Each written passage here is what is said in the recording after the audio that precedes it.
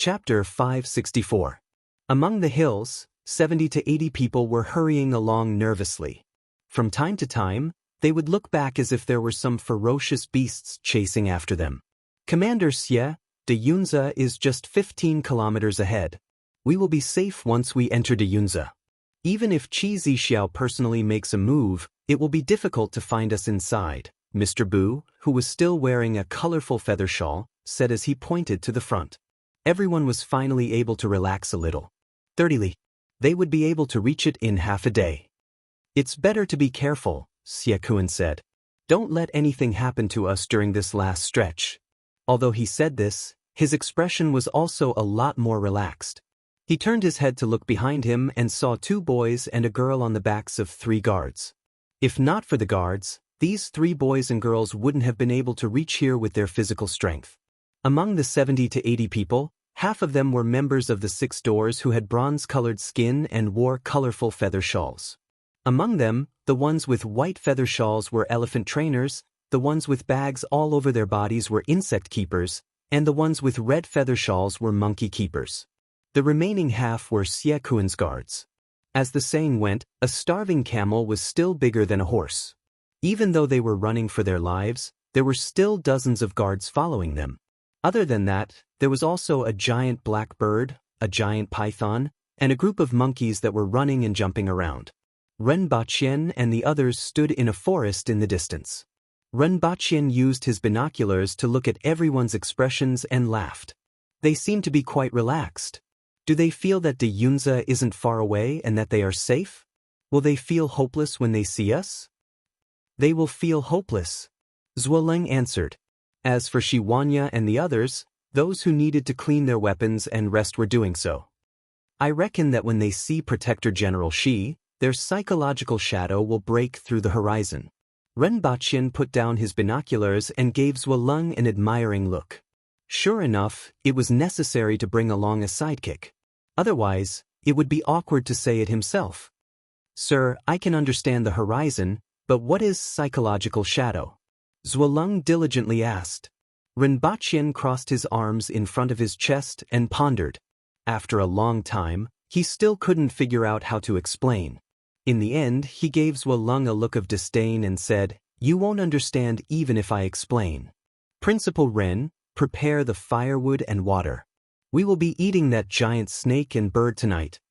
Shi Wanya picked up the long-handled saber that was lying across his knees and stood up with a smile. It's not a giant snake, it's a Mongshan iron head. Slurp. Lin Xiaola, who was lying on the treetop above his head, didn't forget to correct the name even in her sleep. Once he opened his mouth, the water would flow 3,000 feet straight down. He almost thought that it was raining. Your Majesty, we're leaving. The earlier we settle this, the earlier we can return. Shi Wanya, Zongshen, and Qin Ping cupped their fists at the Empress. I'll go too. Lin Xiaola jumped down from the tree. It was rare to see her so enthusiastic. He didn't know what kind of deep hatred she had for Iron Head Mongshan. When the fight starts in a while, finish off the rest and don't let anyone escape, Ren Baqian said to the Baihu from the rearguard commandery. This time, more than 20 Baihu from the rearguard commandery were all at the earthwheel level. It could be said that it was foolproof to eliminate 70 to 80 people. Shi Wanya and the other 2 landed in front of Xie Kuan and the 6 doors. Shi Wanya laughed and said, "Where else do you want to go? Let's stop here today. You should be honored that I'm here to take your lives." A few Cardinal Heaven experts intercepted a group of Earthwheel and Manwheel experts, some of whom weren't even at the Manwheel level. This group of people could be considered lucky. Shi Wanya, Xie Kuan and the others were horrified when they saw the 3 people in front of them. They didn't expect that they would still be blocked by them after making such a big detour. Die! Shi Wanya raised his saber and slashed out. The air in front of him exploded, and a ravine appeared on the ground. Behind Xie Kuan, a person suddenly exploded. It was as if a bomb had been buried in his body and exploded into flesh and blood. Howl! Not far away, the reddish-brown monkey's fur stood on end as it pounced toward Shi Wanya. The Crow General also charged toward the 3 of them. It flapped its iron wings horizontally and collided with Qing Ping's mace, producing a loud sound. Qing Ping was sent flying more than 4 meters by this wing attack. Subsequently, the crow general jumped up again, flapped its huge wings, and tried to grab Zhongshan with its iron claws. After missing its attack, it adjusted its center of gravity in the air and lowered its head to peck at Zhongshan. Rinpoche watched this giant bird jump up and down, peck, and claw with his binoculars from afar. An inexplicable sense of familiarity arose in his heart. When he was young, his grandfather's old hen used to peck at him like this. As for the Mangshan iron head, it coiled up with its upper body upright and kept hissing. Surrounding it was Lin Xiaola's figure, which was so fast that it couldn't be seen clearly. "They are moving to one side," Rinpoche reminded after watching for a while. Seeing that Shi Huanya and the others were moving to one side, Zuolang and the rest rushed out without Rinpoche's instructions and surrounded the remaining people. Following a series of whistles, the monkeys in the distance pounced towards Zuolang and the rest. The insect keepers also shook off the bags hanging on their bodies, and poisonous insects crawled out and surrounded everyone. Despite this, they couldn't withstand the attacks of the people from the rearguard commandery. Most of these monkeys weren't at the man-will level, and only a few of the stronger ones were equivalent to man-will experts. Their only advantage was their speed. However, no matter how fast they were, they couldn't reach the level of an earth-will expert. Almost every slash of a sword would dismember a monkey. In just a short while, the surrounding area was littered with monkey corpses. The reddish-brown monkey that was fighting with Shi Huanya in the distance let out a mournful cry, threw Shi Huanya, and pounced over. However, it had no choice but to twist its body in midair to avoid Shi Huanya's slash from behind. Afterward, it let out a mournful cry while dealing with Shi Huanya's continuous attacks. The ground near the two of them seemed to have been plowed as gullies covered the ground. "It's finally over." Rinpoche stood there and sighed as he watched a Baihu cut off Xie Kuan's head. "Your Majesty, why is it that every slash of Shi Huanya's seems to emit saber energy? Almost every slash leaves a mark on the ground. Why can't you see this situation? Is it because you concentrate your power at one point, and this is a manifestation of perfect control?" Rinpoche asked. The Empress looked at him with disdain and said, "What nonsense are you talking about? I should have told you to read more books. Shi Huanya's technique is like this. In addition to the saber in his hand, there is also saber energy that blends into the ground and explodes under the enemy's feet. The marks on the ground are traces of the saber energy. What about Captain Qing's mace? I don't see him carrying it with him usually, but he takes it out every time there is a battle. It can't be a heaven-grade weapon, right?" This time, the Empress didn't look down on him. She explained faintly, when his mace was forged, a cloud crystal was integrated into it. As such, it has some special functions. Just like your saber that can change its length at will. However, your saber is too brittle and will break at the slightest touch. The two of them chatted while paying attention to the battle in the distance. The first strange beast to die was unexpectedly fast. It was the monkey with long reddish-brown fur. When the group of monkeys died, it went crazy. Then, Shi Huanya seized the opportunity to take a punch from it and chopped off one of its legs with a backhand slash. Rather than chopping it off, it was more like knocking it off. The monkey's skin was like copper and bones of iron. Shi Huanya's saber broke its bones, but its skin was still attached. Not long after, the monkey died under Shi Huanya's saber. Shi Huanya slashed its head 3 times before it was split open. Following which, everyone on the battlefield was completely wiped out. Not a single one of them managed to escape. The iron-headed mountain was finally dead. After the crow general ran away, it was first chopped into 2 by Zhongshan. Then, Qing Ping smashed its head more than 10 times with his mace before it died. It was indeed an iron-headed beast. We have finally killed all of them. The Empress wrinkled her nose and smiled. She was in a good mood. Chapter 565. In the evening, a team of more than 2,000 people and hundreds of carriages were on the road from Gu City to Tianjing Basin. Between Tianjing Basin and Gu City, there was an endless stream of various caravans. Although caravans with more than 1,000 people weren't rare, they could occasionally be seen. In particular, when many caravans traveled together, it was impossible to tell if they were a single team or if there were even more people. It was just that in the past 2 months, the number of caravans traveling between Tianjin Basin and Gu City had decreased significantly. The war in Tianjin Basin had hindered the footsteps of many caravans. Furthermore, the checkpoints on the road from Tianjin Basin to Gu City were stricter. Many large caravans couldn't get a pass, and some caravans with the backing of the 3 major powers were even killed. Following that, a few small caravans that were previously unknown developed extremely quickly within the past month or so and monopolized most of the supplies in Tianjin Basin. Behind these small caravans were the shadows of one or even several sections. Behind these sects was the shadow of an organization called the Rearguard Commandery. However, this team was different from the other caravans. This was an army that would make people lower their heads at a glance from afar, not daring to offend them in the slightest. The winged cavalry, the strongest combat force of Dayo, which had entered Tianjin Basin 3 months ago, had returned. At the same time, the imperial carriage of Dayo's empress, Qi Zixiao, who was ranked 5th in the world, also returned. Almost no one outside of Tianjin Basin knew about the death of Spirit Spear Tingyu. Otherwise, if the news of Qi Zixiao killing Tingyu spread, it would probably cause another shock. In addition to the winged cavalry and the Empress's imperial carriage, the most surprising thing was that there were many people from Tianjin Basin in the team. This surprised many people. "This is Gu City," Qing Yun's sword muttered to himself in the team. "First time here?" Ren Baqian heard him and turned to ask. "No, the last time was 70 years ago. It's so long ago that I can't remember." Qing Yun's sword shook his head. His eyes flickered, and it seemed like he was very uneasy. The people who followed behind Ren Baqian all had uneasy looks in their eyes. After 70 years, they had finally come out.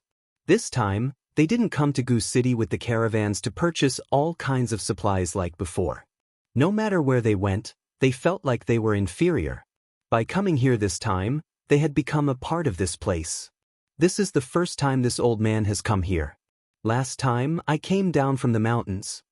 Li Fu stroked his beard and smiled.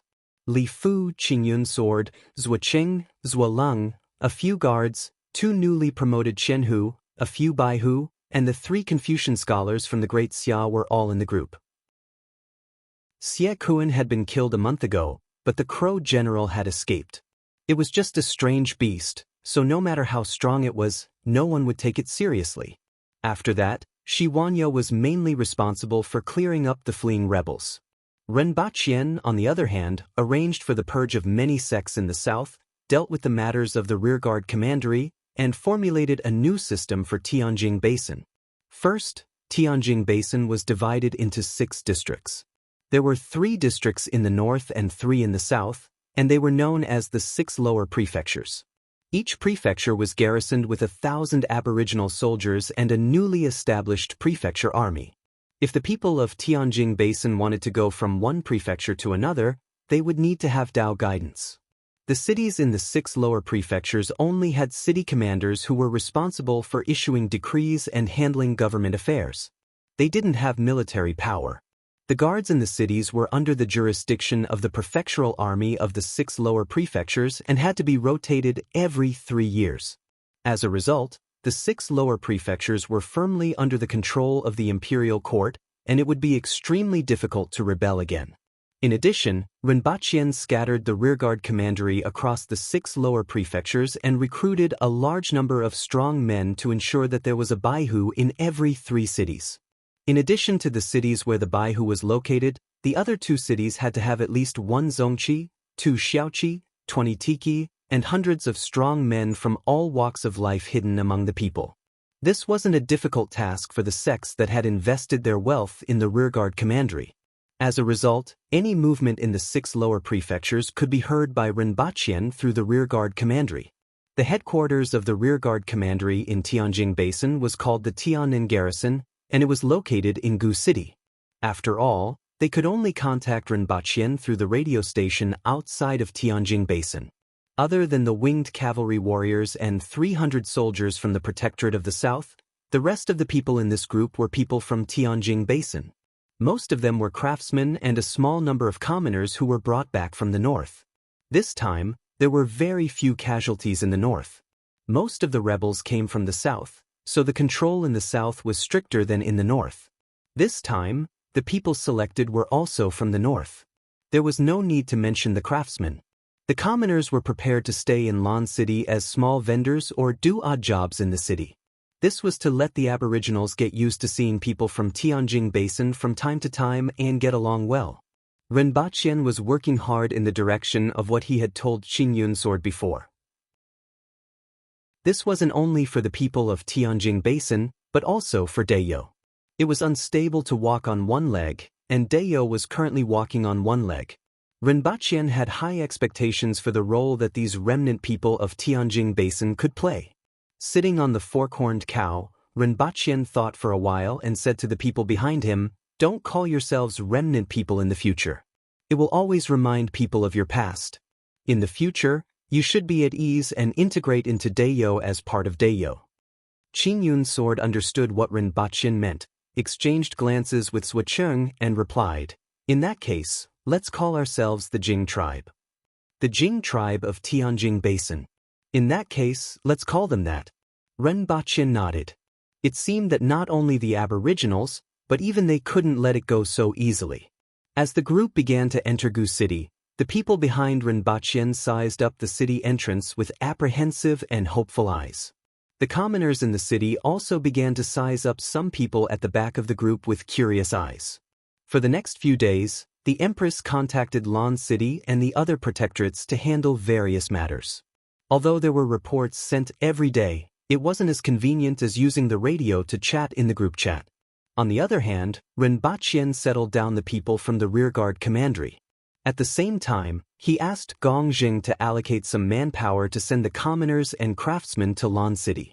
Of course, there were also the hundreds of carts of goods, which were the biggest material harvest from this rebellion. Other than the sects in the south that had surrendered, the rest of the sects had all been wiped out. The materials and gold from those sects were naturally used to enrich the national treasury and the Empress's small treasure house. All the secret manuals were given to Renbaqian. Renbaqian was preparing to build a huge library in Lan City. All the secret manuals of the sects would be placed in it.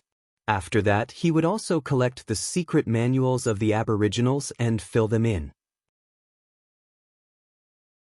Chapter 566.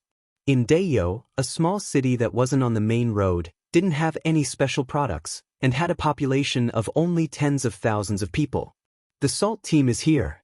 The salt team is here." As a convoy entered the city, the people in the city immediately boiled over. Many people ran to a certain place in the city with their bags of salt. When they reached the place, they found that it was already densely packed with people.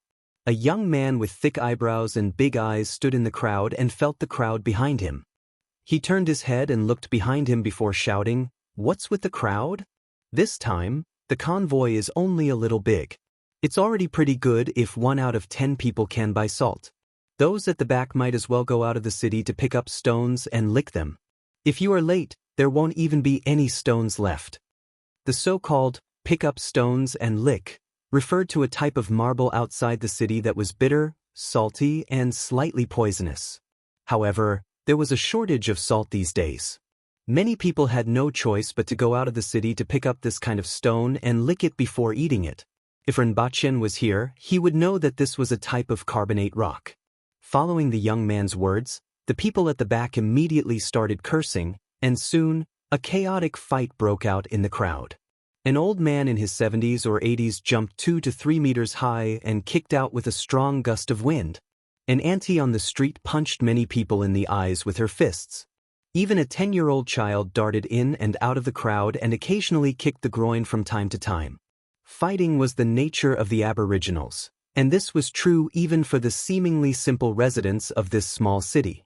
As a result, fighting over a small matter had become a common occurrence. The basic process usually went like this: "What are you looking at? What's wrong with looking at you? I'm going to beat you up." Then there was a round of punches and kicks, It was just that a large-scale battle like today's would only happen every time a salt team arrived. Due to the lack of salt, many people felt that they were getting weaker and weaker. By the time the newly formed militia stopped the fight, many people were glaring at each other with injuries on their bodies. However, after a while, they burst out laughing again. Not long after, the militia transported a few carts of salt bags to the open space in front of the crowd and started selling them at a low price under the supervision of the city commander. Furthermore, each person could only buy 2 taels. The price is so low. It's a pity that there's too little. Otherwise, we could buy more and keep it at home. There's always a shortage of salt. Dream on. Fortunately, I came early today, otherwise, I wouldn't have been able to buy these. When the people at the back saw the salt in front of them, they were immediately disappointed. Just like what the kid had said, it would be good if 1 out of 10 people could buy it. When will there be more salt? Yeah. If I don't eat salt, I won't have any strength. Everyone, the Yun Nation, Qin Nation, and Great Xia have cut off our salt supply routes. It has been 2.5 months since a single bag of salt has been shipped in. The city magistrate, who was also one of the few experts in the city, stood at the front and announced loudly, "Kill them. Get the salt back. Kill them. Kill them. Kill, kill, kill." The crowd below immediately began to shout. The originally simple and honest citizens were immediately filled with murderous intent, and their faces also revealed fierce expressions. If people from other countries were to see this scene, they would understand why the Aboriginals were able to contend against other countries with such a small population, be it in terms of population, financial resources, or equipment, and even win against them. Even though these commoners had lived on this plain for 70 years, their bones were still filled with that kind of wild nature. Even children who didn't grow up fighting with ferocious beasts in the mountains were still full of the desire to fight. Everyone, Dayo no longer needs to transport salt from the outside world. Dayo has its own salt pans, the city magistrate said. When these words were spoken, everyone below was stunned. Dayo's salt was completely transported from other countries. This was something that even children knew. Since when did Dayo have its own salt pans? First of all, I want to thank Sir Ren, the principal of the Black Bamboo Academy. He was the one who researched how to produce salt from the brine in the mountains. Everyone below pondered one after another. Where was this Black Bamboo Academy? Who was Sir Ren? They didn't remember such a person in the imperial court. After a long time, someone finally remembered that this person couldn't be the gigolo that Her Majesty had found, right? Which gigolo of Her Majesty is this Sir Ren that you are talking about? Someone asked. How rude. The city magistrate's face darkened. Then he pondered for a while. Even though these words were a little disrespectful to the Empress, there didn't seem to be anything wrong with them. He knew a little more than the commoners and had heard about some of the things that happened during the war with Great Xia in the north. However, he still saw Rinpochian as a gigolo, let alone the others. He is a gigolo because his face is white. The city magistrate added. I didn't say anything else. The voice from the crowd made everyone laugh. The city magistrate might as well not have said anything. In any case, thanks to Sir Ren, we have salt to eat. However, this salt has only been produced for a few months and needs to be transported to various cities. As a result, there is a little less salt now. However, there will be more and more salt in the future. Everyone will have it, so you don't have to worry. Even though the people below were all laughing, the tension caused by the lack of salt had been alleviated a lot. Furthermore, their impression of Rinpochian had improved greatly.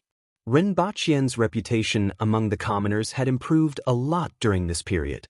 Rinpochian and the Empress stayed in Tianjing Basin for more than 3 months. Many things had happened in the outside world. There were 3 things that attracted everyone's attention.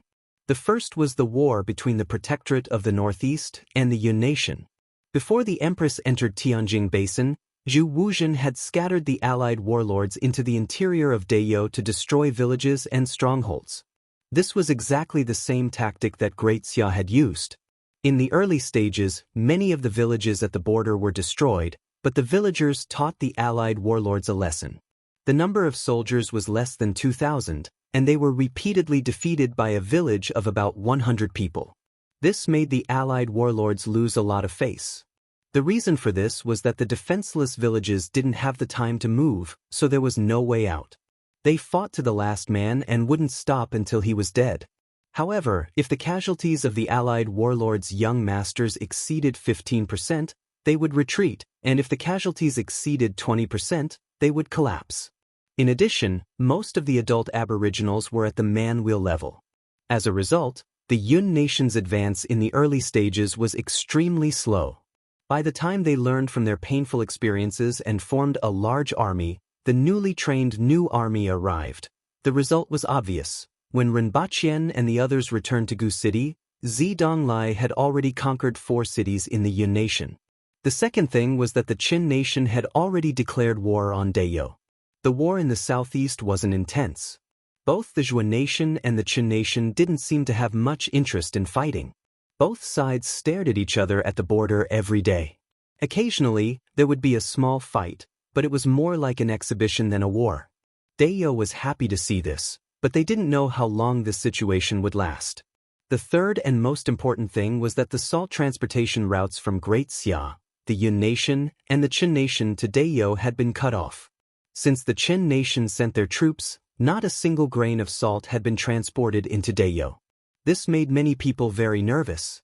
Fortunately, the imperial court had recently released a batch of salt. There were 100,000 stones of salt, which was 1.2 million kilograms, which was enough for more than 3 million people to eat for a month. After some restrictions, it could barely be enough for 7 million people. In addition, the imperial court was vigorously promoting the fact that Rinpochen had researched how to produce salt in the mountains. The people of Dayo still had a high degree of trust in the imperial court. What happened in that small city was happening everywhere, which eased the tension in various places.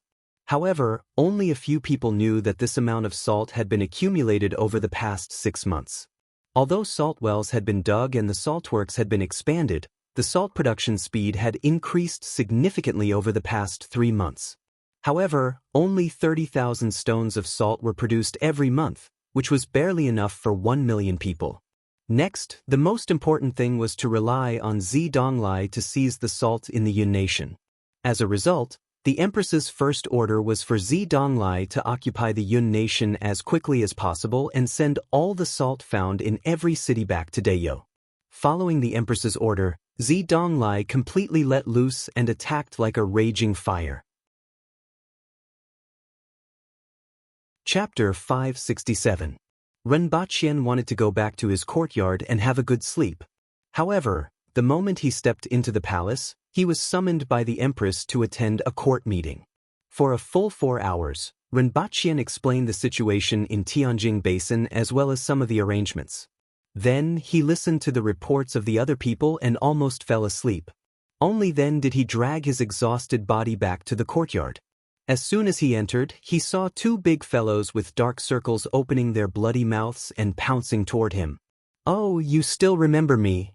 Rinpochen laughed heartily as he lifted Gun above his head and rubbed his face against its furry body.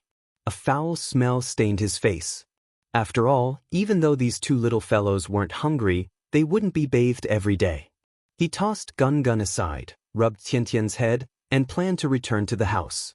In the end, Gun's 4 paws hugged each of his legs. It seemed like the 2 little chaps missed him a lot.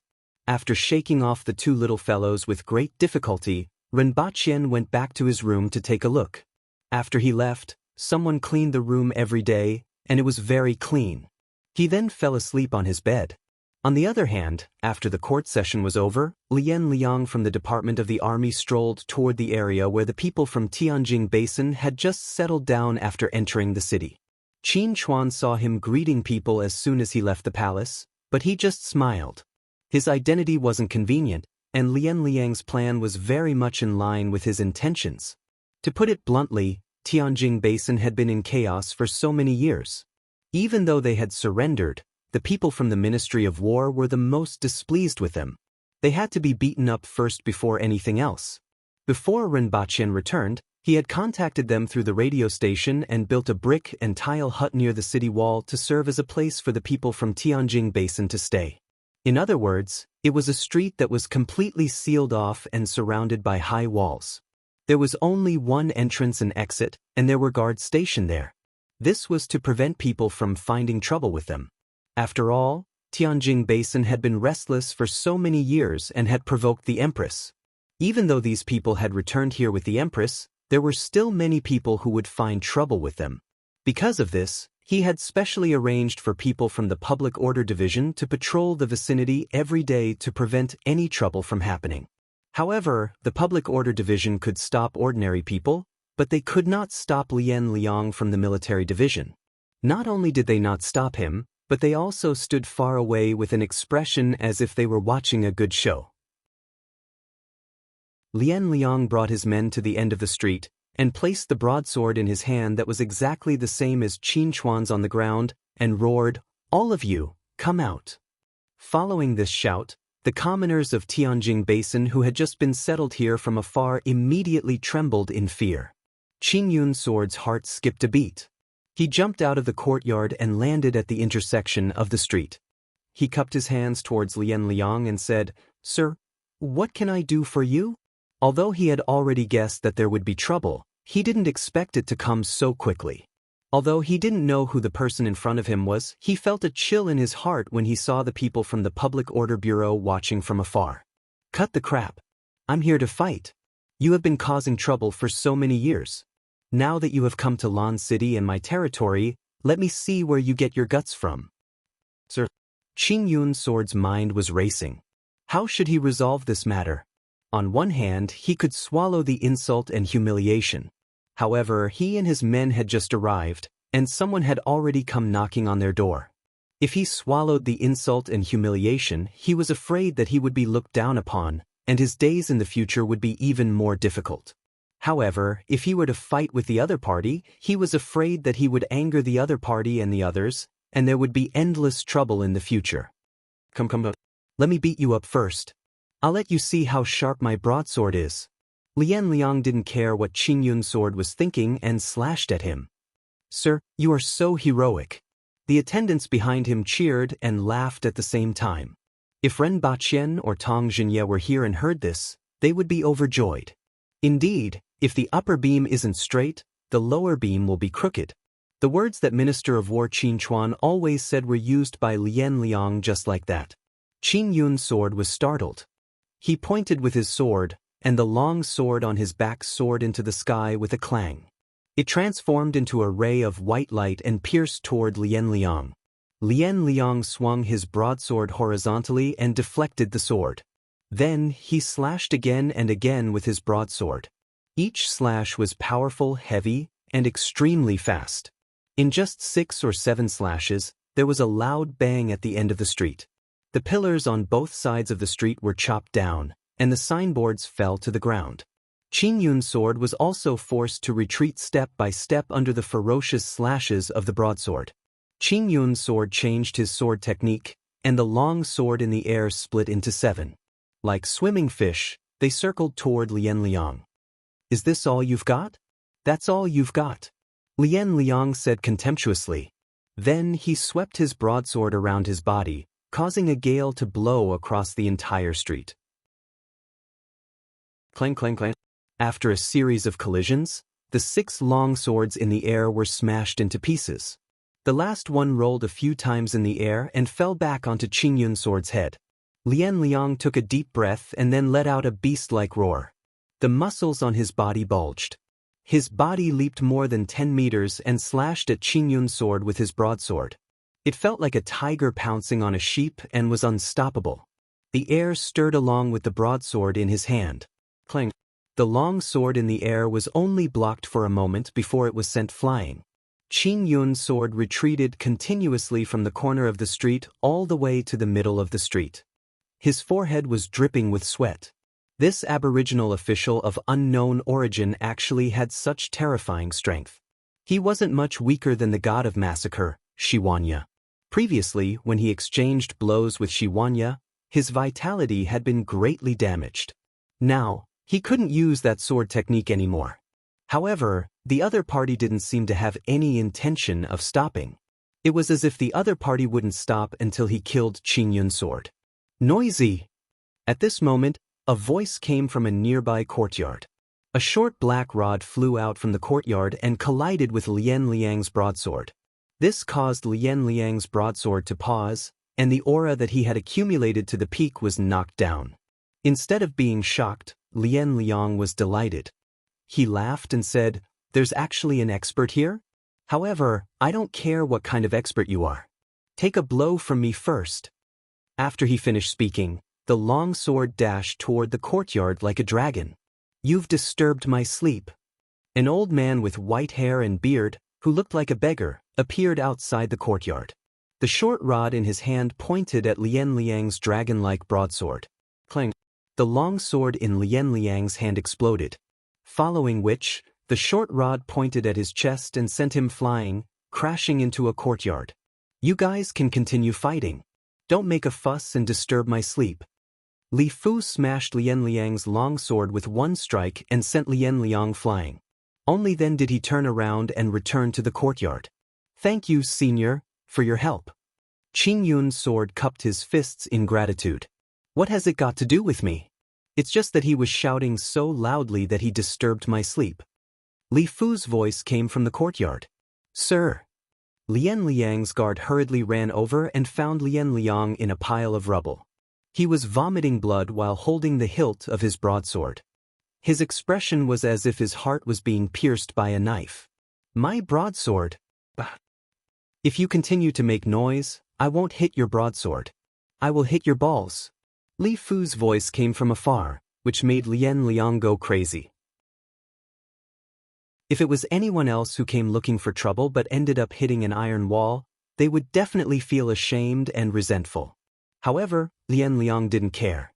In any case, he was used to being beaten up by Qin Chuan. However, the problem was his broadsword. Broadsword.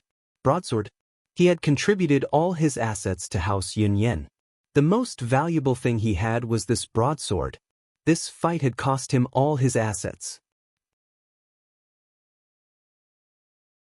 Chapter 568. Ren Baqian estimated that he would arrive at the palace banquet in the evening. Many people were already there. Generally, the lower the position, the earlier they arrived. This was the case even in this world. Principal Ren. Many court officials greeted him. Ren Baqian was just a small character that the Empress took a fancy to as if he had won the lottery back then. Things were different now. Not to mention his performance in the war with Great Xia. The radio station's instant communication played a great role in this technologically backward world. The border and the imperial court could communicate with each other in a timely manner every day. This was a great information advantage that allowed Dayo to respond to any situation as quickly as possible.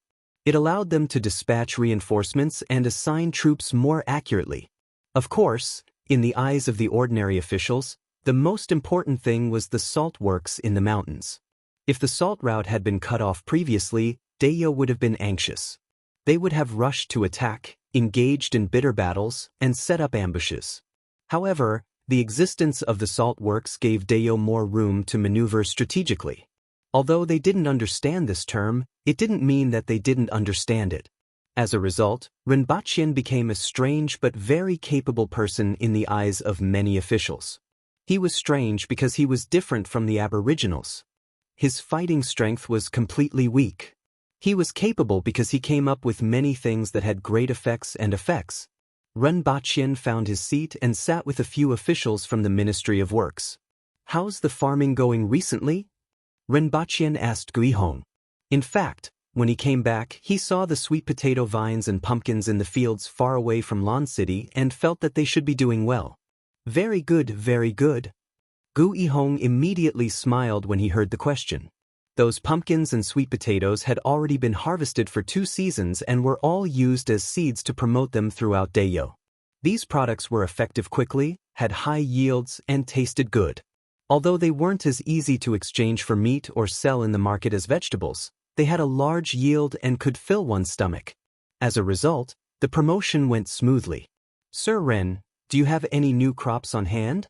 Guihong rarely saw Ren Baqian. His mind was filled with his old business, so he immediately changed the topic to new crops. If there is a suitable one, I will send it to Lord Gu. Rinpoche thought for a while. In fact, there were many crops on earth that could not be found in this world. However, at present, what Dayo needed the most were crops with high yields that could fill their stomachs.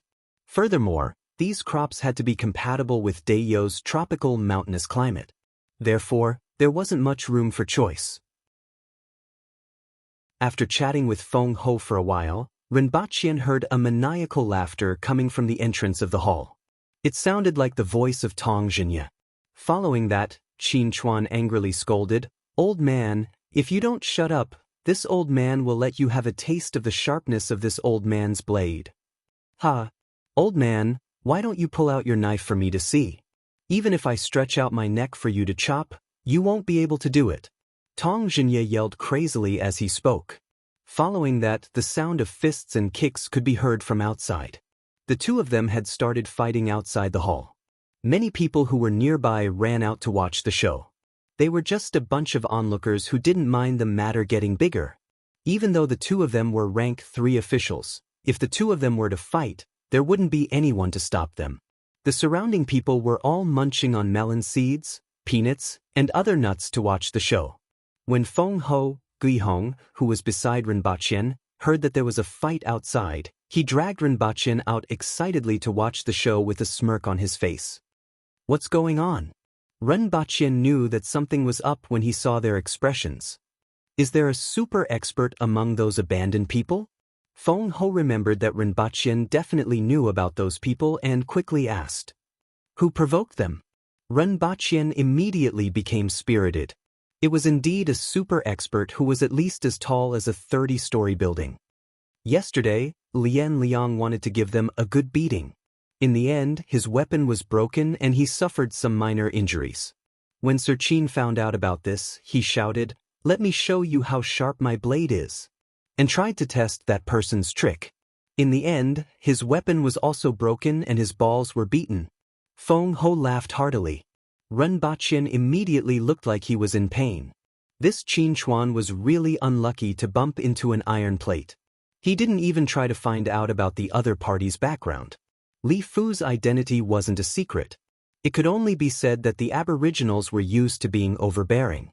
After all, the big shots in the imperial court were all cardinal heaven experts. They didn't care about who their opponent was and only cared about where their opponent was. When everyone arrived at the entrance of the main hall, they heard cheers from both sides. Rinpoche looked up and saw Tong Jinye's 13 consecutive groin kicks. One kick after another, his feet never left his lower body. One had to know that Tong Jinye used to use the 13 consecutive Black Tiger Steals Heart technique. Qin Chuan was jumping around like a little girl. His legs were kicked a few times, and he looked like he was going crazy. "Sir Ren, who was that person yesterday? It seems like Sir Qin is in a lot of pain." Feng Ho asked with a smile. He was also a little curious. Both Ren Liang and Qin Chuan weren't weak, but they couldn't even last a few moves against the other party. Li Fu. Never heard of him. Feng Ho thought for a while and shook his head. The number 1 expert in the world, Li Fu. Rinpoche said unhurriedly. Li Fu had always been looking for the stairway to heaven and rarely appeared. Most people only knew that he was the number 1 expert in the world, but not many people knew of his name. In addition, this name was a little too down-to-earth and sounded like a villager from the mountains. Most people wouldn't be able to recall this name. Huh. Feng Ho turned his head in shock. Why was Li Fu here? A few people with good hearing were also surprised. He isn't from Tianjing Basin and met him on the road. He has some matters to attend to and is staying in Lan City for a period of time. Don't provoke him for no reason. Feng Ho continued to look surprised. In any case, that's what happened. Rinpoche spread his hands. The two of them fought for a long time. Qin Chuan's legs weren't convenient, so he was at a disadvantage. He was so angry that his head was about to explode. On the other hand, Tong Jinye couldn't stop laughing. There weren't many opportunities for him to take advantage of others. Only when Great Elder Shi Qing arrived did the two of them finally calm down. Following the arrival of the Empress, the banquet began. However, today's banquet was a little different from the previous ones.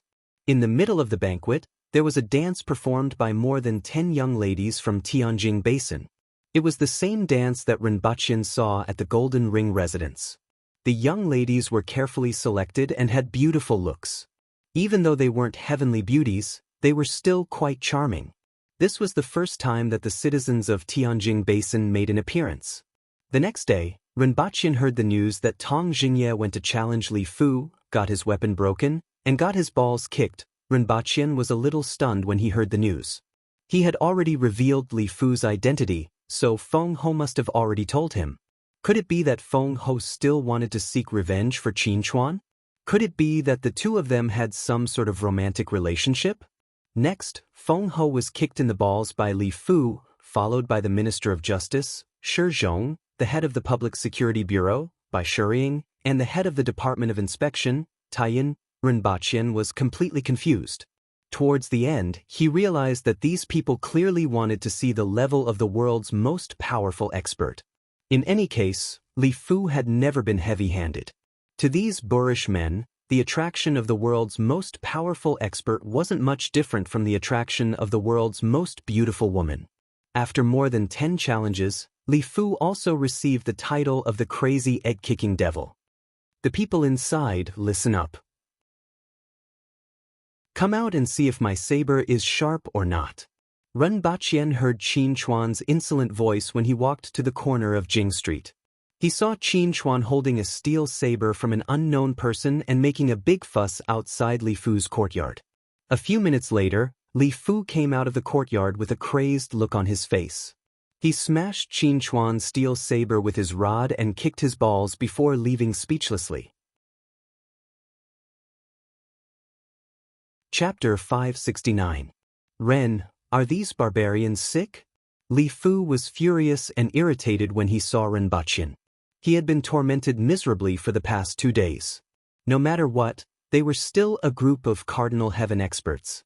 It seemed like he could easily defeat them with 2 or 3 moves, but it took a lot of effort. Furthermore, Li Fu didn't like fighting at all. All he could think about was finding the stairway to heaven, and fighting was just a last resort. However, he didn't expect that after his first fight, this group of people would come endlessly. There would be people challenging him every day, morning, afternoon, night. Whether it was day or night, these bastards would come whenever they wanted to. If he didn't agree, they would quarrel endlessly outside. The loud voices of the aboriginals had made him nervous for several days. If it weren't for the hot air balloon and rocket that Rinpoche had promised him, he would have knocked them over and run away. Rinpoche was a little speechless. Although he knew that Li Fu was a good person, he didn't expect him to be this good. He really didn't know how he became the #1 expert in the world. Now, it was as if he was being bullied by those old fools. In fact, although he had always been the one kicking people's testicles, it seemed like he was the one being kicked now. You are the #1 expert in the world, and you are still alive. What a great opportunity it is to see the #1 expert in the world in the flesh. Besides, who doesn't worship their idol? Even though they all have high statuses, seeing the #1 expert in the world is like seeing a young idol. Isn't this exciting?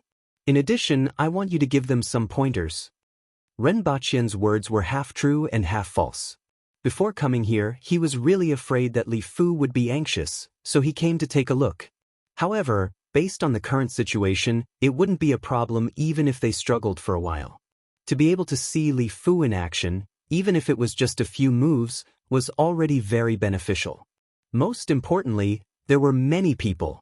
Almost all the people from secondary class, rank 3 and above had been here once and were planning to come a second time. It was said that even the Minister of Revenue, Tu Wan, was tempted. Now, Li Fu's place was like a famous tourist attraction.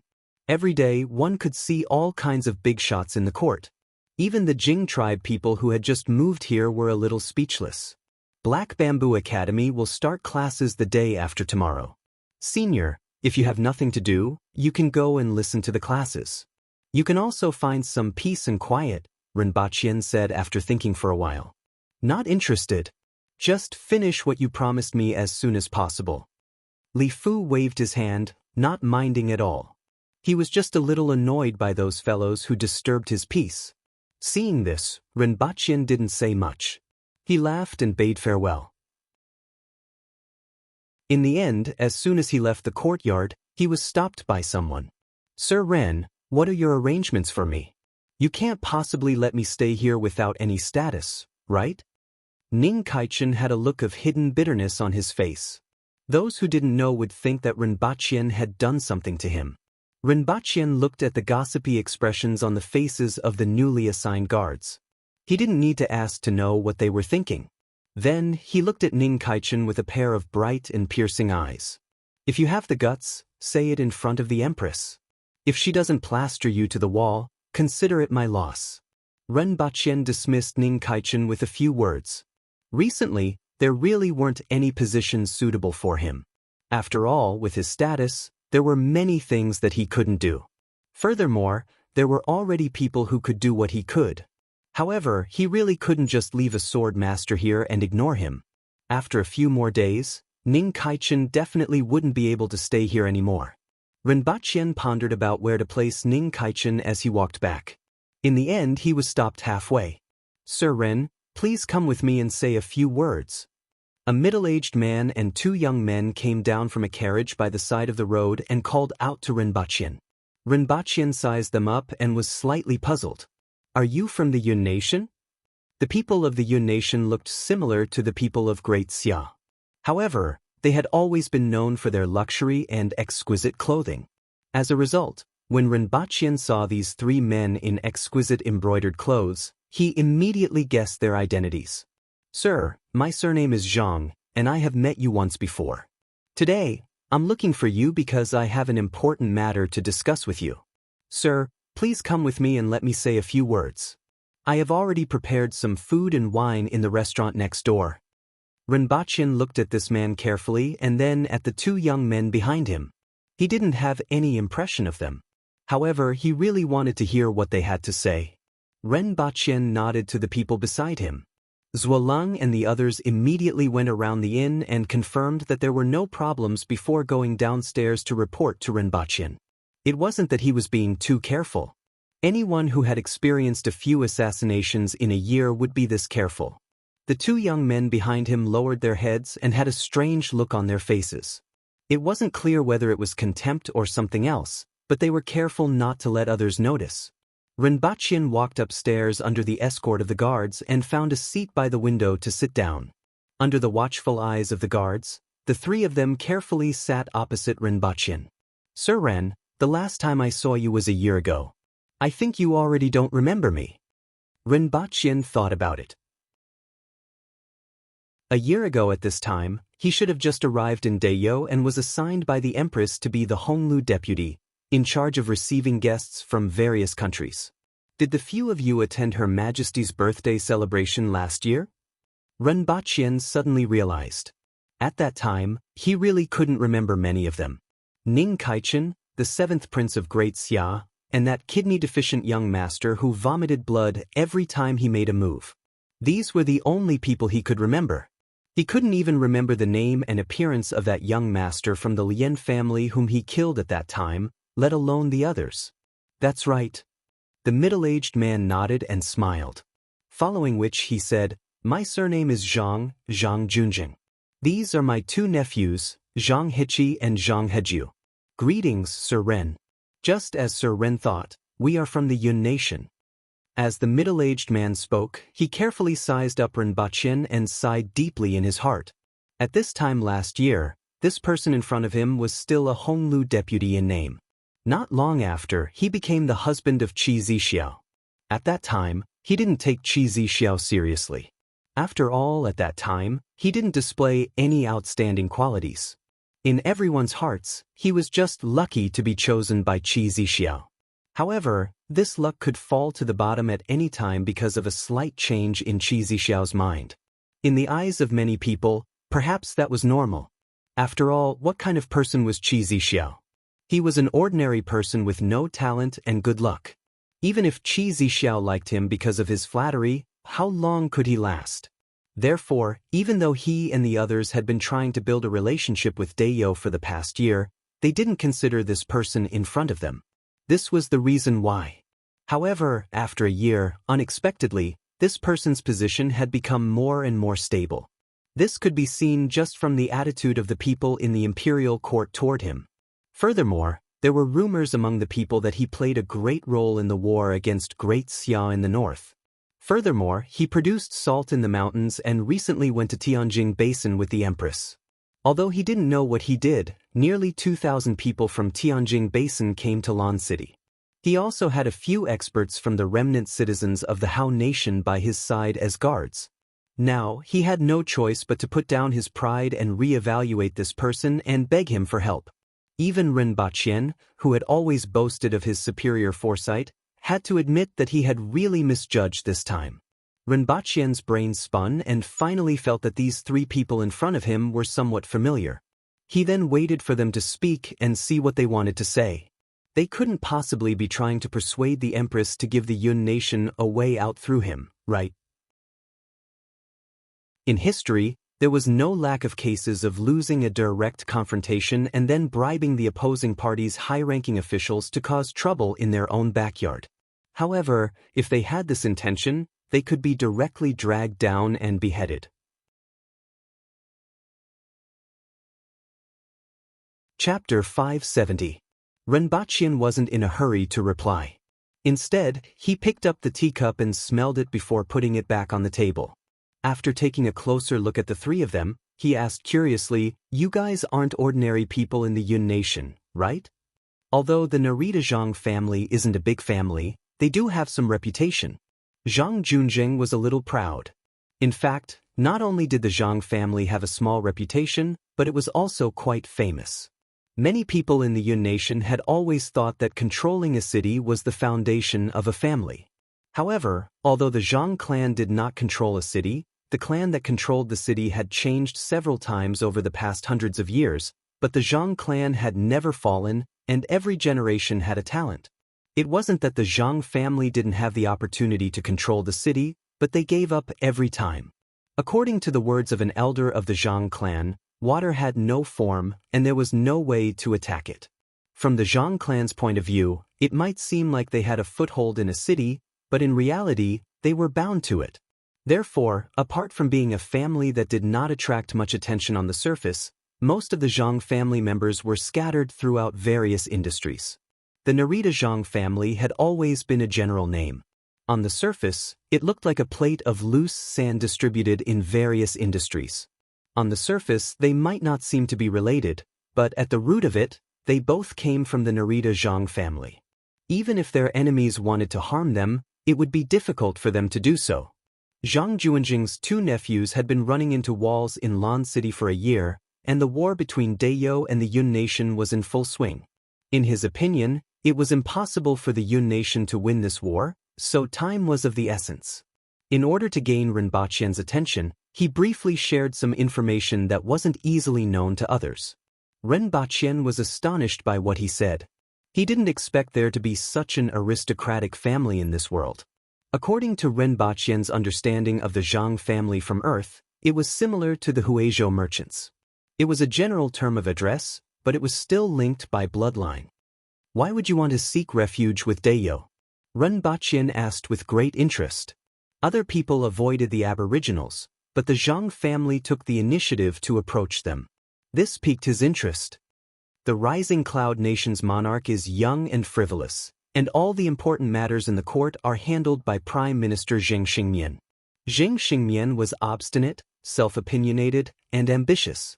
Currently, the people in the imperial court were either trying to curry favor with him, or they were sent to prison, or they were resigning and returning home. In a few more years, the name of the country's monarch would probably change. If that was all, it would be fine. However, Zheng Xingmian was greedy and lustful. He had great ambition but little talent. To tell you the truth, even in the face of a war with your country, the imperial court is still rejecting dissidents. This is evident. What does that have to do with you? Why don't you seek refuge with him? Ren Baqian asked. No matter what the imperial court did, A clan like the Zhang clan should have a way to deal with it. He didn't believe that he would run over to the Aboriginals just because he couldn't stand the sight of the demons and monsters in the imperial court. It's a long story. Zheng Xingmian has great ambitions but little talent. He is not a good person. He has always had enmity with our Zhang family, and he knows a lot about our Zhang family. Although everything is fine now, the safety of the thousands of people in my Zhang family cannot be placed on this. So I have no choice but to do this. When Rinpochen heard this, he understood most of it. The Zhang family was afraid that Zheng Xingmian would attack them, so they were looking for a way out. Ordinary people might not know much about the Zhang family, but the Zhang family had been in the Yun nation for hundreds of years. They had existed even before the founding of the Yun nation, so there were still people who knew about their roots. It was impossible for those large clans to not know anything about the Zhang family, but they just didn't fully understand them. Zheng Xingmian probably knew a lot about the Zhang family. There was a saying that went, "The person who understands you the most is your enemy." However, the Zhang family seemed to be overthinking things. Whether it was the Yun nation or Zheng Xingmian, they were probably going to vanish into thin air. "What can you do?" Rinpochen asked unhurriedly. "My Zhang family is involved in all walks of life, which is what your country lacks the most. I'm sure that the Zhang family will be of some use to you." Zhang Junjing laughed. He was very confident in the strength of the Zhang family. "What you know, I know as well. I know everything that you don't." Rinpochen laughed nonchalantly with a hint of playfulness in his tone. "Sir, no one is omnipotent." Zhang Junjing laughed and suddenly felt a little strange. This person's achievements over the past year and the establishment of the Black Bamboo Academy shouldn't be an ignorant person. How could he dare to say such a thing? One had to know that being involved in all walks of life was the foundation of the Zhang family's survival and also the source of their confidence. As long as someone from the Zhang family was still alive, they would be able to find a way out no matter where they were. Indeed, no one is omnipotent. However, I should be omnipotent to you, Rinpochen said bluntly. The things of the Zhang family were very important to others and even more important to the previous Dayo. However, with Rinpochen around, those things were nothing. He could obtain more advanced and scientific manufacturing techniques, industrial systems, and various management methods than the Zhang family. Although it might not necessarily be in line with the situation in this world, Rinpochen believed that he could completely change Dayo as long as he was given time. The Zhang family was naturally useful, but it wasn't as useful as they thought. The biggest use for Rinpochen was to save time. Therefore, these people could be used, but he still had to suppress them. After hearing Rinpochen's words, Zhang Junjing looked slightly unhappy. The two young men behind him looked at Rinpochen with disdain. No matter who it was that was looked down upon, they wouldn't be able to stay calm. Not to mention a family like the Zhang family. The person in front of them was directly labeled as frivolous, shallow, and didn't know the immensity of heaven and earth. The Zhang family is indeed looking for a way out, but it's not just Dayo. It's just that Great Xia is deeply rooted in all aspects. If the Zhang family were to move there, it would easily cause a backlash from the local forces. Therefore, Zhang Junjing, who had the best foresight in the family, was inclined to move a portion of the family to Dayo. However, they had already hit a brick wall previously. If this person was such a shallow person, then there was no need for him to come to Dayo. Rinpochen looked at the expressions of the three people and realized that it was completely within his expectations. I have already made salt. I don't know if you have heard of glass cups and mirrors. I can also make your pancreas, and I can make it even better. I call it not a perfumed soap. I can also make wine, and the taste is better than yours, and the taste is stronger. Spices? Soy sauce? Soy sauce? I can do all of these. Essence? I can also do this. Wrought iron? Forging weapons? I can also do all of these, and they are more advanced than yours. I know a little about farming equipment and even how to farm. Clothes? Textiles? I can do all of these. In addition to history, I can also do mathematics, investigation, military strategy, poetry, and local governance. What else do you know? Tell me. Let me see if there's anything I don't know. Rinpochen chuckled and spoke with great confidence. Zuolang and the others who were following him were speechless and didn't know if it was true or not. After all, they had only followed Rinpoche for a short period of time. They believed that Rinpoche knew the art of war and knew how to govern a country. After all, some of the things that Rinpoche did vaguely had the shadow of the art of war. The rearguard commandery was also formulated by Rinpoche. From recruitment to promotion, confidentiality, and rewards and punishments, the regulations were quite comprehensive. Ordinary people couldn't do it at all. Zuolang and the others also deeply believed that Rinpoche was proficient in this area. As for other aspects, they weren't sure. However, after hearing what he said, they felt that it was a little exaggerated. Needless to say, the three people from the Zhang family didn't believe it at first. Towards the end, their expressions became very strange, as if they were looking at a lunatic talking in his sleep. In any industry, a person might not be able to reach the peak in his lifetime. Do you know all of them? Chapter 571. In that case, it seems that Dayo isn't a place for the Zhang family. Sorry for disturbing you today. We will take our leave now, Zhang Junjing said faintly as he suppressed the anger in his heart. He originally thought that the principal of the Black Bamboo Academy was a wise person since he was able to secure his position in such a short period of time and establish an academy. Now, he only felt that he was an arrogant person. It was obvious that he wasn't an aboriginal. Perhaps he had learned some things from somewhere else, or perhaps he had developed this kind of arrogance after interacting with the aboriginals because of their stupidity. Therefore, he was an arrogant person. Such a person wasn't a good choice. No hurry. Seeing that the three of them were about to get up, Rinpoche gestured with his hand, and the guards immediately pressed them down on the chairs. Among the three of them, only Zhang Junjing was an earth wheel expert. The other two were man wheel experts, so they naturally didn't have the strength to resist the palace guards. Zhang Junjing was even angrier. Since you have already said so, why can't we leave? Sir Ren, what other instructions do you have? Since we are useless to Sir Ren and Dayo, why not let us leave? Zhang Junjing's voice was slightly cold.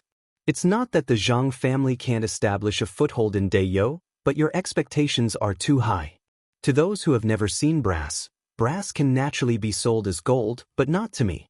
If I did so, I would become a great laughingstock. If the Zhang family can live a stable life in Dayo, it won't be a problem.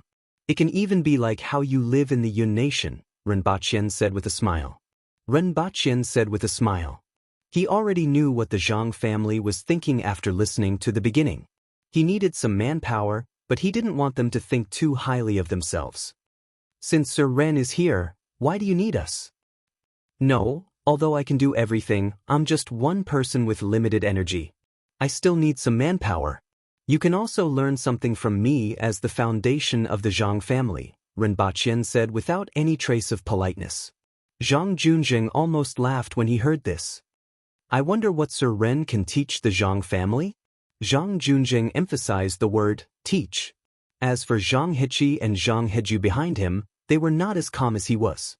If it weren't for the guards holding them down, they would have already jumped up. But even so, a layer of ice still scraped off his face. In that case, why don't we take a gamble? You can choose 3, 5, or 7 industries or manufacturing methods to compete. As long as I lose one, it will be considered my loss. I will introduce you to His Majesty and guarantee that His Majesty will not behead you. How about that? When Zhang Junjing heard what Rinpoche said, he wasn't happy. Instead, he was angry. The other party was simply too arrogant, allowing him to choose as many as he wanted to compete, and if he lost even one, it would be considered his loss? What kind of courage did he need to say that? Did they really think that there was no one in the Zhang clan? One had to know that the Zhang family's roots were not in the imperial court, nor were they in any line of business. Instead, the Zhang family's shadow could be seen in most of the hundreds of lines of business in the Yun nation. Furthermore, the Zhang family had grasped the core of the business. It can be said that in the Yun nation, except for a very small number of things that are in the hands of certain families, there is nothing that the Zhang family doesn't touch. Although this kind of Zhang family wasn't widely known in the outside world, it was only because the Zhang family had always followed this method to continue the family line. Even if they encountered a great disaster, there would still be a day when they would rise again. However, this didn't mean that the Zhang family didn't have the strength. Sir Ren, since you have put it this way, I would be guilty if I were to decline. There's no need for too many, just 3. Zhang Junjing sneered. He couldn't even be bothered to ask what the other party's conditions were if he lost. Don't you want to challenge a few more? Is 3 enough? Ren Baqian naturally didn't care. Whether it was 3 or 30, it didn't make any difference to him. 3 is enough, Zhang Junjing said proudly. If he couldn't beat this person in front of him in 3 categories, then the Zhang family would be too incompetent. Furthermore, he was certain that he would win. As long as you think it's enough. If you lose, you will have to move the Zhang family over to Dayo to assist me and learn well. If you want to run away, you should know about the 9 pavilions, Ren Baqian said unhurriedly. The Zhang family naturally won't do such a thing. Keeping our word is the foundation of the Zhang family, Zhang Junjing said. Furthermore, we won't lose. Zhang Junjing added resolutely. It's best to have confidence. Ren Baqian smiled and didn't say it out loud. He wanted to say that ignorance limited their imagination. The time will be set in 1 month. As for what the bet is, I will inform you when the time comes, Zhang Junjing said. In the end, he was still a little cautious. He was afraid that the Aboriginals would capture craftsmen from the Yun Nation if he told them what the bet was. As long as he didn't say anything, the Aboriginals couldn't possibly capture craftsmen from all walks of life, right? Furthermore, there were many things that a craftsman couldn't know all of. For example, cloth dyeing red, orange, yellow, green, cyan, blue, and purple. A craftsman might not necessarily know all of them. Therefore, as long as he informed the other party before the competition, the possibility of the other party cheating was eliminated. In that case, the Zhang family definitely wouldn't lose. Inform me when you are ready, Ren Baqian said unhurriedly, got up, nodded at the other party, and walked down the restaurant with his guards. As for the food and wine, it was just a pretense, and he wasn't in the mood to eat.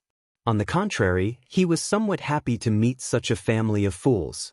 If everything went smoothly, he would be able to earn a batch of skilled workers.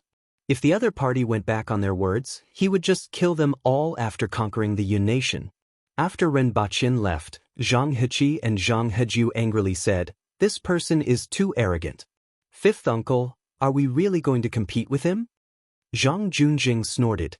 A competition is naturally a competition, and we can also let them see the capabilities of the Zhang family. As for what happens next, it will depend on Qi Zixiao. Qi Zixiao is the ruler of a nation after all, and he has his own plans. No matter what excuse he comes up with, he won't be easily deceived in the face of victory and defeat. However, Dayo isn't a good place after all. When the time comes, we will split into 2 groups, one toward Great Xia and the other toward Dayo, Zhang Junjing said as he pondered. Ren Baqian returned to the palace, sat in the garden with the Empress, and jokingly told her about what happened just now. It's really unexpected to meet someone who wants to compete in these things. It's quite interesting. Ren Baqian chuckled. The Empress rolled her eyes at him and said, "You went to see Li Fu, but you caused such trouble. Li Fu is nothing. He has a really good temper. As for this Shang family, they are all skilled workers who can understand many things easily. It's also easy for them to do things." Ren Baqian had already determined the other party's identity. "Aren't you afraid that others will learn from you?" the Empress asked. Back then, when Dayo wanted to learn from other countries, the 3 emperors of Dayo remembered how the other countries blocked their technology and knowledge. It was still very difficult for the Empress to let go of this aspect. It doesn't matter if they learn something. After all, what they learn is from the past, and it's all related to the people's livelihood. The real core is still in science and technology. Furthermore, with them, it will be easier to occupy the Yun Nation, Ren Baqian said. There was too much knowledge on Earth, so much that he could squander it at will. Naturally, he wouldn't care. Furthermore, a person's energy was limited. No matter how much knowledge he could obtain, It would be useless if he didn't have the energy to do it. Furthermore, the other party also had an important role. After conquering the Yun nation, they could play a significant role in pacifying the people and serve as a role model. I promised to send a batch of secret manuals to the Messier 87, but I've been busy these days and didn't have the time, Rinpoche said. Although he had already returned to Lon City, he was still remotely commanding the rearguard commandery and couldn't let go for a short period of time. He even spent less time admiring the flowers in the garden with the Empress.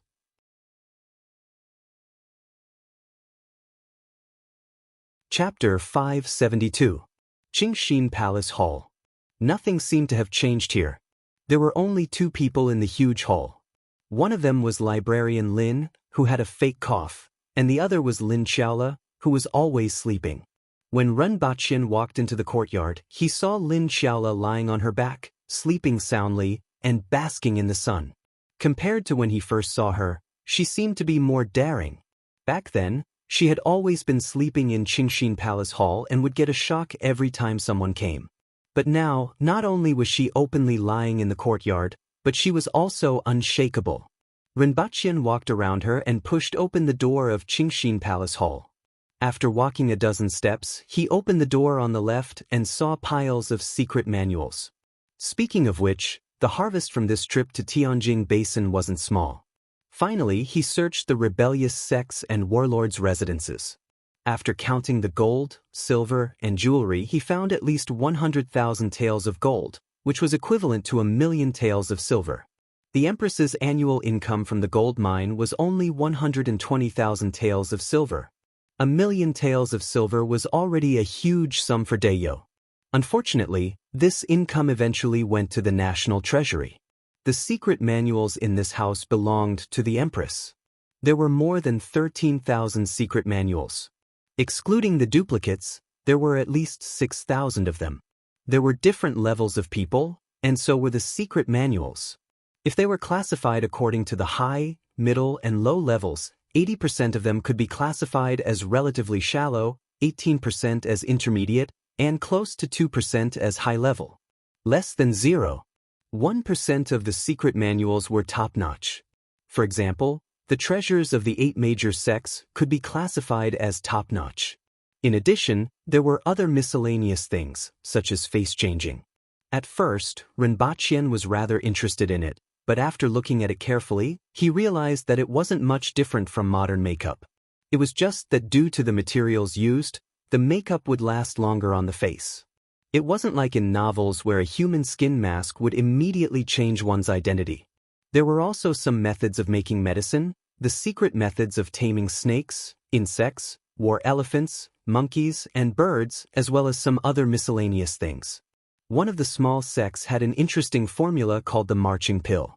If it was made according to the formula, the size of a fingernail would be enough to feed an ordinary person a meal.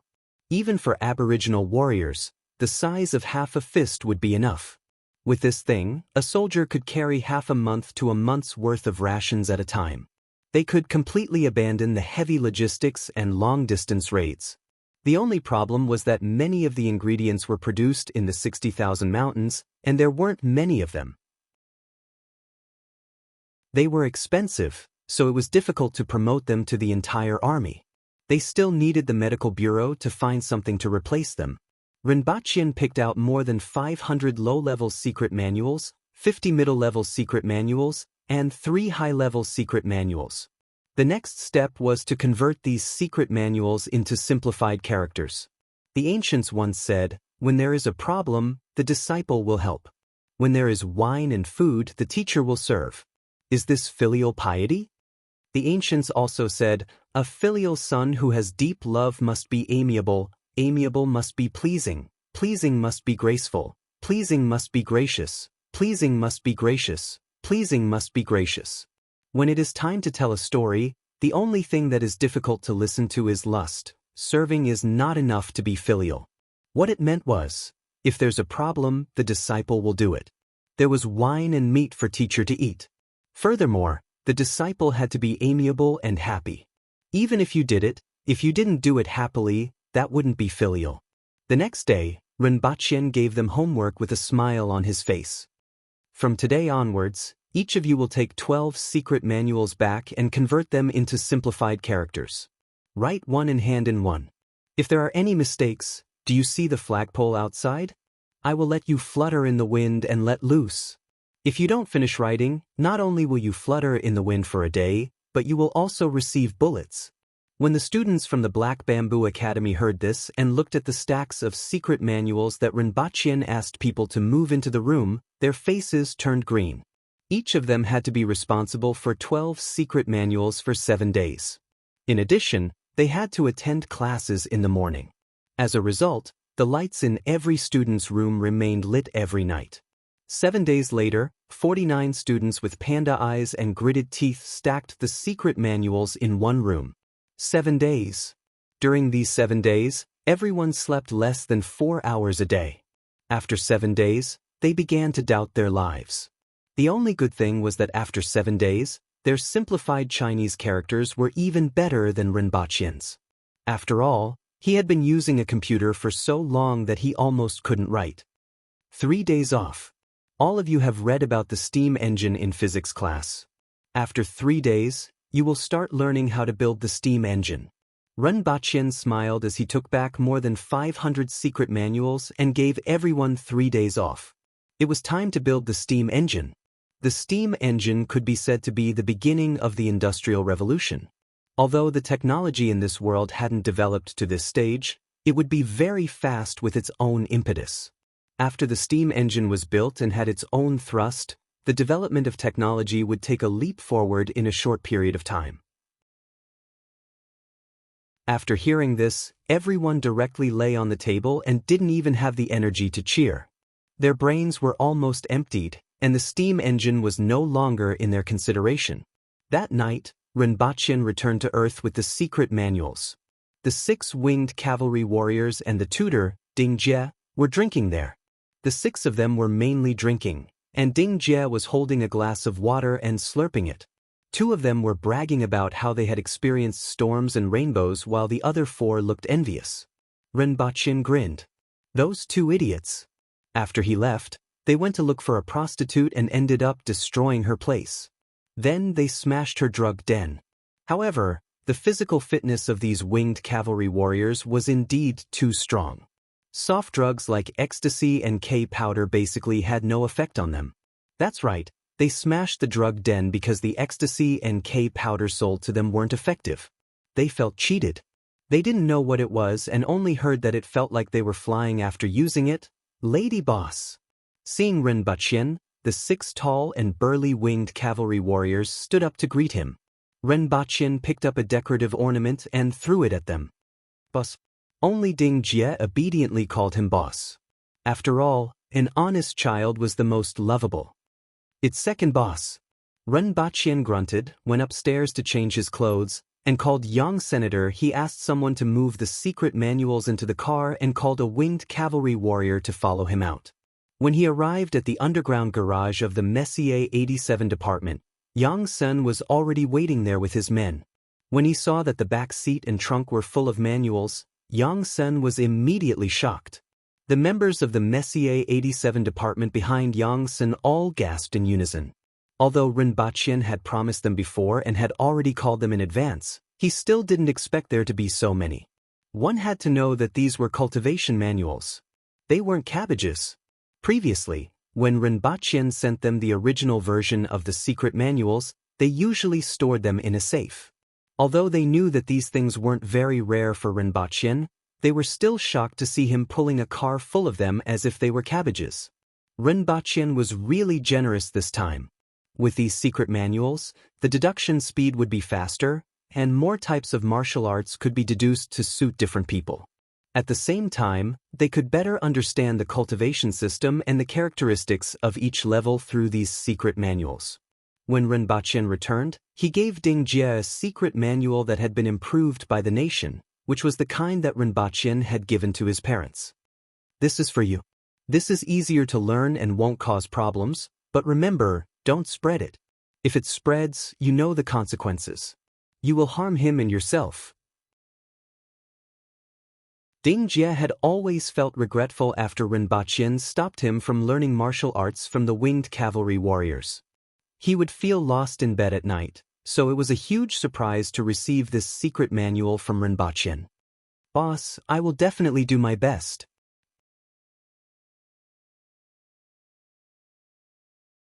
Chapter 573. The title of Aboriginal barbarians was deeply rooted in the hearts of the people.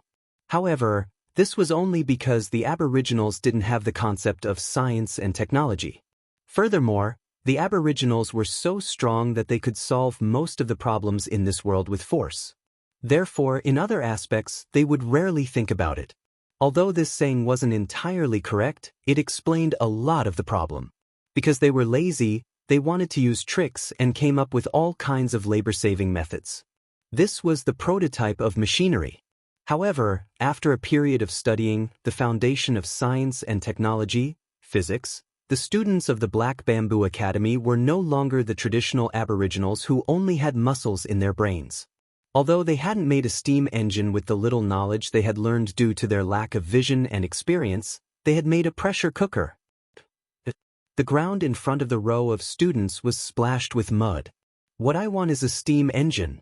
Can you make a pressure cooker for me in 12 days? Looking at Rinpoche, who was brandishing the 81 rifle, the students standing at the front were all smiling mischievously. "Teacher, we are already halfway there. With the intake pipe, pistons, shunt box, connecting rods, and crank wheels, it will be a simple steam engine." Shurgon vowed. "I don't believe you." Rinpoche was so angry that he almost laughed. "Someone hang all of them on the flagpoles. Let them flutter in the wind and find themselves." Rinpoche said angrily. "Who dares to hang me?" Tong Lon, the little Lolita, immediately exploded and jumped 10 feet high. "Sir, we don't have enough poles." The guards looked at the 3 wooden pillars in the courtyard that were about 5 to 6 meters tall and felt a little awkward. "Hang the rest of them on the wall," Rinpoche said hatefully. In less than 2 hours, Tong Lon, who had dark circles under her eyes, and a group of mischievous students were hanging on the wall of the academy. There were 3 pillars in the courtyard, and there were 6 people hanging on each pillar. Some of the palace guards who were passing by laughed out loud when they saw more than a dozen people hanging on the pillars and a row of people hanging on the wall. Rinpoche strolled back to the palace. The Empress had just finished her morning court session and casually asked him when she saw his dark face. After hearing what Rinpoche said, the Empress chuckled. "You have to put some thought into teaching your students. The teacher who taught me back then was so angry that he smashed a table every day." He didn't expect the Empress to have such a dark history. However, when Rinpoche asked again, the Empress smiled and didn't answer. The Empress pointed at a row of wooden doors and said, "We should change the paper windows in this hall to glass so that it will be brighter." After all, the transparency of window paper was much lower, and it was very easy to tear. If it was made of glass, the bedroom would not be so dark. The Empress had always disliked an empty and cold palace. She preferred a brighter place. "I have already gotten someone to do it. It will be done in another 2 days." Rinpoche was successfully diverted by the Empress. The 2 of them walked around in the garden. Rinpoche plucked a small white flower and placed it in her hair bun. The Empress smiled and asked, "Outstanding?" Rinpoche looked at the little white flower. Sure enough, it was that outstanding little white flower from back then. He immediately laughed. After walking around in the garden with the Empress, Rinpoche's mood immediately improved. Otherwise, he would be so angry that he would have a heart attack if he had to face those idiots every day. 2 days later, the glass that Rinpoche had instructed was ready, and they began to replace the paper windows in the bedroom. Fortunately, the original window frame was very thick, and the 6 mm thick glass could be placed inside. After that, a wooden strip was used to seal the back of the Empress's bedroom. Immediately, the Empress's bedroom became brighter, and people wouldn't feel bored inside. However, another problem arose. Ever since the glass windows were replaced, the temperature in the bedroom began to rise. Fortunately, the hall was deep and spacious enough. With the addition of ice and fans, the Empress wasn't affected much. The Empress was in a good mood for the next few days. Especially at night, when the two of them had dinner in the palace and lit up a string of lanterns, the Empress's mood was exceptionally good. She was always smiling, unlike the cold and cheerless appearance she had in front of others. The two of them sat opposite each other in the depths of the palace and drank softly. It was rather heartwarming. Qin Yuan and Hong Wan felt this particularly deeply. In the past, the Empress was always cold and cheerless, and people didn't dare to get close to her. The Empress today was like a completely different person compared to a year ago. Even though she still looked cold and cheerless at other times, she was a little better than before and wouldn't get angry easily. With Principal Ren by her side, the Empress smiled more often. Even if she didn't smile, her face wouldn't be cold. She gave off a much gentler vibe and was easier to get close to. After replacing the glass windows in the Empress's bedroom, the next step was the throne room. A few days later, when Tong Jingye went to court, he saw many people standing in front of the throne room whispering to each other. He was wondering if some unlucky fellow had offended the Empress and gotten whipped. As a result, he walked forward with his legs crossed, raised his head, and followed everyone's gaze. He was stunned. There were a total of 12 doors in the throne room. Usually, only 6 of them were open, and everyone couldn't be more familiar with them. However, at this moment, the paper windows on the 12 doors of the throne room had disappeared. What's going on? Tong Jingye was a little puzzled. Why did Her Majesty remove the paper windows? Could it be that it's so cool? Qin Chuan and Tong Jingye arrived one after the other. Seeing that everyone had stopped, they didn't stop. Instead, they walked forward with their legs crossed, stretched out their hands, and patted the originally empty paper windows. Crash! The main door was inlaid with a piece of glass. At this moment, it shattered into countless pieces and fell to the ground. Qin Chuan was dumbfounded. He looked at his hand and then at the door. This time, everyone finally discovered the problem. There's something on it. Is it crystal? It's worth a lot. I'm afraid Sir Qin is going to get beaten up. Where did so many large pieces of crystal come from? Furthermore, they're so thin that you can't see them if you don't look carefully. Is this the thing called glass that Principal Ren made? Tong Jingye immediately thought of the glass factory outside the city. However, that factory belonged to the imperial family, and he was only responsible for finding some craftsmen. He didn't know much about what happened after that, but he knew that it was making a transparent crystal-like thing. After pondering for a while, Tong Jingye looked at Qin Chuan with evil intentions and laughed mischievously. Qin Chuan's face darkened when he heard everyone gloating over his misfortune. Sir Minister, you're amazing. Lian Liang from the Department of the Army gave a thumbs up. With a black face, Qin Chuan sent Lian Liang flying with a kick. A moment later, the Empress entered the door and discovered that the glass had been broken less than a day after it was installed. She immediately raised the corner of her eyes and emitted a murderous aura. Then, the culprit, Qin Chuan, was sent flying out of the throne room by the Empress with a kick. A few days later, another glass shop opened in Lan City for the imperial family, and it was immediately overcrowded. P.S. Follow the official WeChat account. Limiox's 666.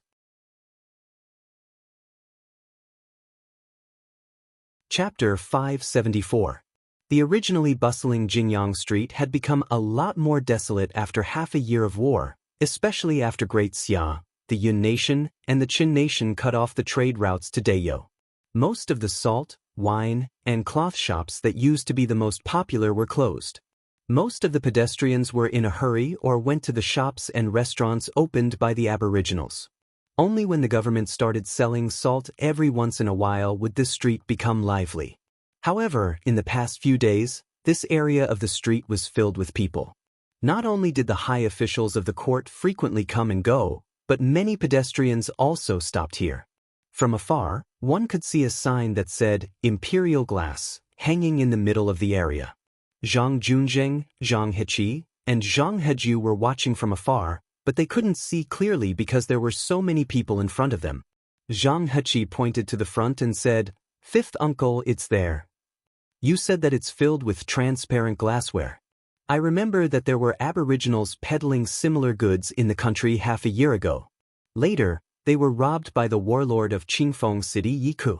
A month later, Yiku's entire family was wiped out and the glassware was taken back. According to what you said, those glassware are cheap. I don't understand why they came all the way here just to snatch these things back, Zhang Junjing said doubtfully.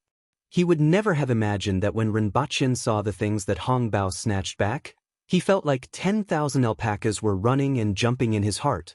At that time, Rinpochen felt like kicking Hong Bao to death. Rinpochen asked them to plunder other people's treasure troves, even if it was just some silver. In the end, after running around, they managed to snatch back the glasses and mirrors that had been stolen. Later, Rinpochen weighed his and Hong Bao's fighting strength and gave up resentfully. However, he felt even more depressed when he saw Hong Bao's expression of wanting to take credit for the good stuff. Zhang Junjing and his nephew squeezed through the crowd. If the three of them didn't have some martial skills, they wouldn't even be able to squeeze into the outer circle.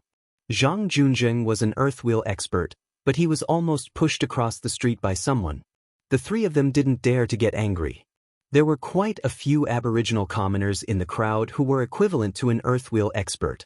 Zhang Junjing thought about how his earthwheel level was already considered a big shot in the Yun nation. Here, even a commoner might not be a match for him. The aboriginals' talent in martial arts was too enviable. Fortunately, they weren't that smart. This was a case of every advantage having its drawbacks. The three of them squeezed to the front with great difficulty and saw that there were still a few guards in front of the shop, mainly to prevent these people from breaking the glass windows. If there was no one watching, Qin Chuan would be the first, but he definitely wouldn't be the last. The three of them stood in front of the crowd and looked at the shop in front of them, clicking their tongues. The wooden boards on both sides of the shop were removed and replaced with 8 doors. Each door was divided into 6 grids, and the center of the grids was completely transparent.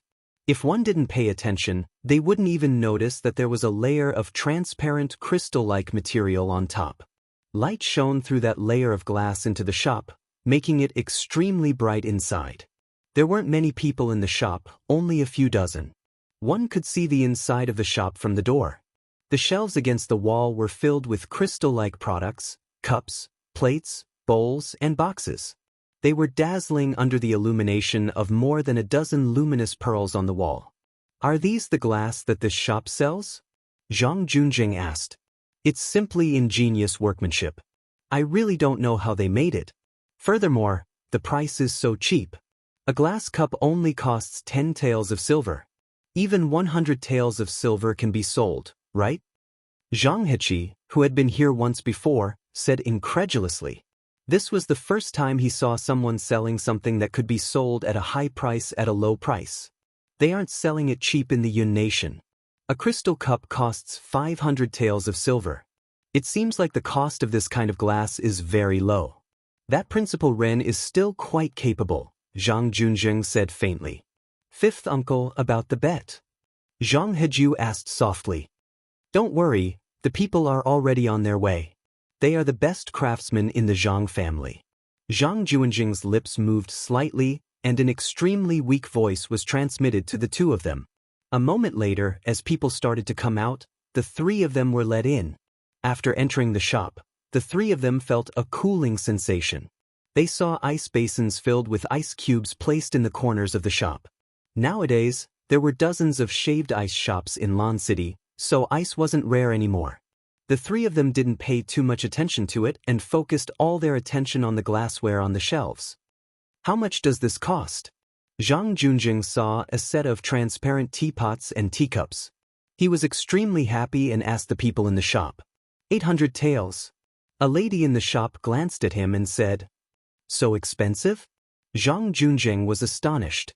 A transparent cup costs 10 taels, yet this set of tea set costs 800 taels? How much does this cup cost? Zhang Junjing pointed at a cup and asked, 150 taels. The lady replied. Following her words, the rest of the people in the shop turned to look at the cup and were somewhat astonished. Then they looked at Zhang Junjing and thought about the price they just asked. They began to wonder if there was something wrong with their ears. However, after someone whispered a few words into their ears, the rest of them immediately burst into laughter and felt extremely delighted. Zhang Junzheng looked at Zhang Heqi, who was also astonished, and asked, "This isn't 10 taels?" The lady smiled at the three of them in a very formal manner and didn't reply. Zhang Junzheng thought for a while, then pulled a long face and said, "Let's go." "Fifth uncle, when I came here previously, I clearly saw them selling it at 10 taels," Zhang Heqi said indignantly after leaving the crowd. "They sold it to the aboriginals at 10 taels." Zhang Junzheng said gloomily. He couldn't suppress the anger in his heart. Previously, it was always the people from other countries who increased the price when selling things to the aboriginals. He didn't expect this group of barbarians to reverse the situation. It was really infuriating. Just now, Tong Jinye said that the things in the glass shop are cheap, the Empress said as they sat in the garden. "It's not cheap anymore." Rinpoche shook his head. "If it's any more expensive, they will find trouble with me in the future." The cost of making glass was very low. Selling a glass cup for 10 taels of silver was already a sky-high price. For an ordinary official in Dayo, the monthly salary of a supervisor in the Beast Park was only about 6 taels of silver. 2 months' salary could only be exchanged for such a cup. Those who could afford it were also the big shots in the imperial court. Sooner or later, glass would become a cheap commodity that ordinary people could afford. At that time, those big shots in the imperial court who were buying glass products would realize that they had been cheated. One could imagine the reaction of these big shots when they realized that they had been cheated. At that time, there would be people who would challenge him every day. Thinking about the consequences, Rinpoche didn't want to bear it. As long as the sales of glass products go up, the profits won't be low. For those custom-made glass, one window costs at least 6 yuan, which is 60 taels of silver. 2 windows in an ordinary house cost 120 taels of silver. Including the door, it would cost about 200 taels of silver. Which of those adults didn't have 8 or 10 rooms? Also, glassware. These things are fragile and will be consumed quickly. As he spoke, he felt a little regretful. In fact, I originally wanted to use the glass to make a fortune in the Yun Nation and Great Xia. Unfortunately, it was ruined by this sudden war. Fortunately, I can sell it to them at a high price in the future. As long as they don't learn how to make glass, they will have to pinch their noses and accept it no matter how expensive it is. It's just that I can't sell a cup for 500 taels of silver anymore. They've taken advantage of us so many times in the past. It's time to return some of it. The Empress thought of those hateful foreign merchants in the past. She then thought about how they would pinch their noses and buy things at high prices in the future. She immediately felt great. "Yes, you have to pay for what you have done." Rinpoche laughed as well. "Even if they don't use glass, they still have mirrors, soap, clocks. They will spit out the money however they eat." The Empress thought about it and felt disgusted by his words. She pinched his ear with one hand and twisted it. P.S. Follow the WeChat official account, Limiox is 666.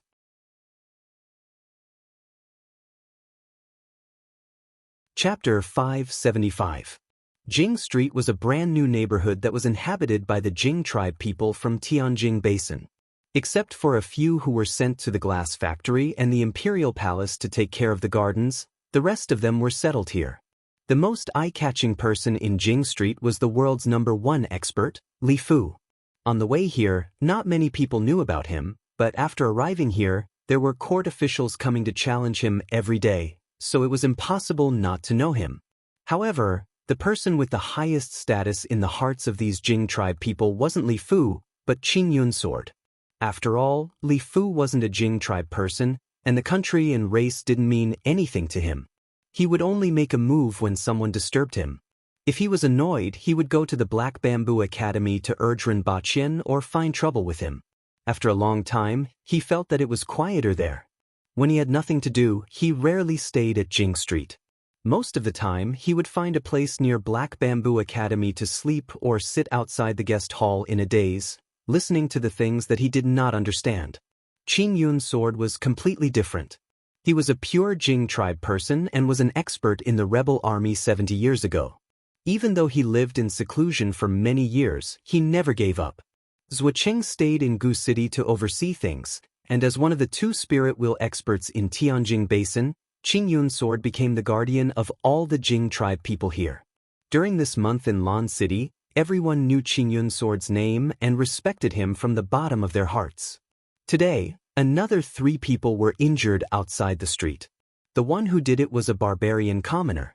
The Public Order Bureau's people are always the last to arrive, an old man said as he sat in front of Qing Yun Sword. His face was filled with dissatisfaction. Did the Public Order Bureau arrest that person? Qing Yun Sword wasn't too surprised because this wasn't the first time such an incident had happened in the past month. They arrested him and released him after 3 lashes, the old man replied. Qing Yun Sword nodded. The Public Order Bureau was definitely biased towards the Aboriginals. This was often the case in the past. Sometimes, when Rinpochian interfered, the situation would be better. However, it wasn't much better since he couldn't always stay here to guard. Even Qing Yun Sword could understand the situation when the Aboriginals were biased towards the Aboriginals. He still did what he promised us, but to achieve what we want, we still have to take it slow, Qing Yun Sword comforted. I understand. But in just 1 month, over 100 people have been injured, more than 10 have been seriously injured, and 1 has even died. I'm always angry. There are still more than 10 million people in Tianjing Basin. We have to endure for them, Qing Yun Sword said. Tell them that no matter what happens, they are not to get into a conflict with the Aboriginals, regardless of whether it is insulting, making things difficult for them, or provoking them. After all, those barbarians are straightforward people. They just want to have a moment of pleasure and won't think too much about it. Qing Yun Sword didn't have much of a solution to this situation. After all, he was currently in the territory of the Aboriginals, and his spirit will level wasn't considered much here. If there were any problems, she could only look for Rinpochian.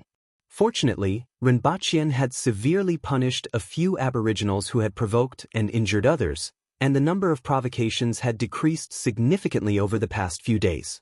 The most important thing was to avoid any conflict with the Aboriginals no matter what happened. If there was a conflict, the Aboriginals who were used to using their fists to do the talking wouldn't care about those rules and regulations. This was the case even between the Aboriginals. If they fought, they would be caught and whipped by the Public Order Bureau. In fact, many of the injured Jing tribe people were in the same situation.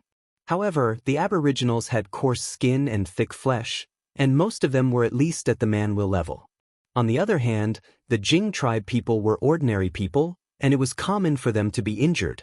If it wasn't for the fact that the Aboriginal commoners saw that they were too weak and couldn't get up after a single punch, there would have been more than a dozen of them who were seriously injured. In short, everything was changing in a good direction. This was just the beginning. As time passed, Qing Yun Sword believed that the Jing tribe people would be able to live freely outside of Tianjing Basin. At this time, Rinpochian was sitting in the Empress's carriage, playing cards and fishing with her.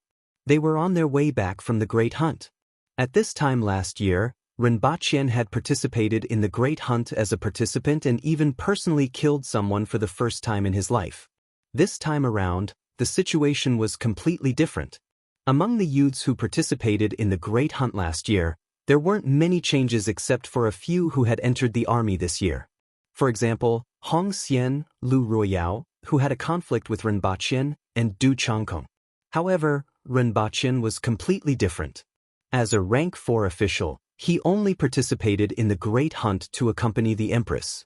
Many people couldn't help but feel envious and jealous. This year, there are a lot fewer people celebrating the Empress's birthday, Rinpochian said as he sat opposite the Empress and drew cards. Last year, he was the Honglu deputy. All the foreigners who came to celebrate the Empress's birthday passed through his hands, so he was naturally very clear about it. This year, there was still half a month before the Empress's birthday. He paid some attention and found that not only were there a lot fewer people coming to celebrate the Empress's birthday, but there were basically none. In fact, he wanted to see if there were any gigolos who dared to hit on the Empress this year. As it turned out, those guys still knew what was good and bad. At least, They knew that the empress was taken, which gave him a sense of accomplishment. The empress didn't even raise her head and said, "This year, after the war with Great Xia, the Yun nation and the Qin nation, who would dare to come?"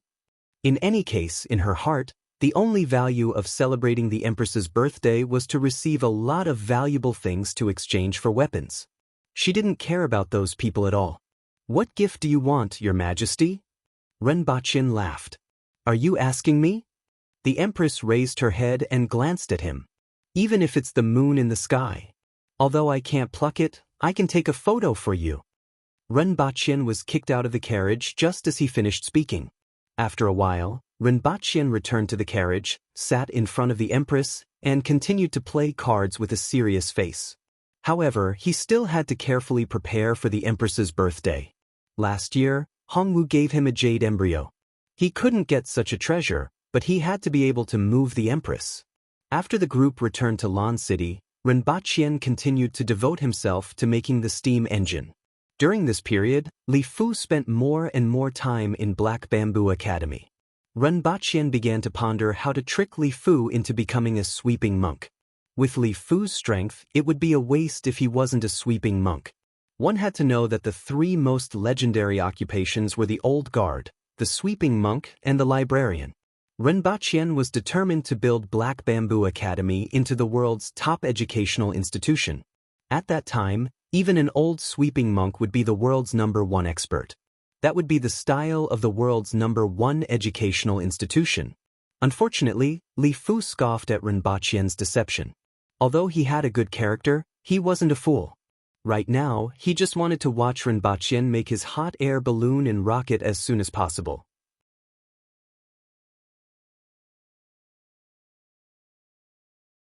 Chapter 576. This time, it was at a restaurant on Jingyang Street. "Sir Ren, the people from the Zhang family are here. The competition can begin at any time." Zhang Junjing cupped his hands. "Let's do it in 2 days then. What do you want to compete with?" Ren Baqin was fiddling with a small box in his hand. He took a deep breath, opened his mouth, and spat out a mist with the fragrance of fruits. Even his face couldn't be seen clearly.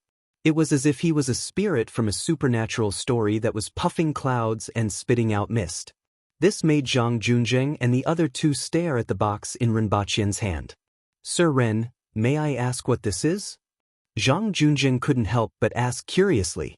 "A small thing. We call it steam cigarettes." Ren Baqin fiddled with the box in his hand and placed it on the table. In fact, this kind of thing had existed on Earth for a long time, but he hadn't paid much attention to it. Once, on his way back, someone passed by smoking this kind of thing. At that time, he felt that it was quite fragrant, so he went to a steam cigarette shop to have a look. Then, he felt that the ice-cold fruit-scented tobacco oil in this steam cigarette was simply too comfortable. Especially in a hot place like Dayo, one puff made his throat and lungs feel cold, and his mouth was filled with the sweet and fragrant taste of the fruit. After a few days, he couldn't bear to part with this thing. Zhang Junjing didn't know what Ren Baqin meant after hearing the name. He looked at it a few more times before looking back at Ren Baqin and asked, "Sir Ren, is the bet still the same as before?" "Of course. If I lose, I will introduce you to Her Majesty and guarantee it. If you lose, the entire Zhang family will move to Dayo to make a name for themselves. They can also learn from me. Speaking of which, you have made a huge profit." Ren Baqin emphasized the entire Zhang family. No matter how one looked at it, the Zhang family had indeed made a huge profit. The Yun nation was on the verge of capsizing. If they hadn't found Ren Baqin at this time, they wouldn't have received such treatment when the Yun nation was destroyed. Not to mention, they could learn something from Ren Baqin. Even if it was just some production techniques, it would be enough to benefit the Zhang family. Zhang Junjing didn't comment on this and said, "There must always be a witness to the competition. Her Majesty will be the witness." Ren Baqin laughed. The other party had set the time for the competition at this time because they wanted to make a name for themselves during the Empress's birthday celebration. Zhang Junjing smiled.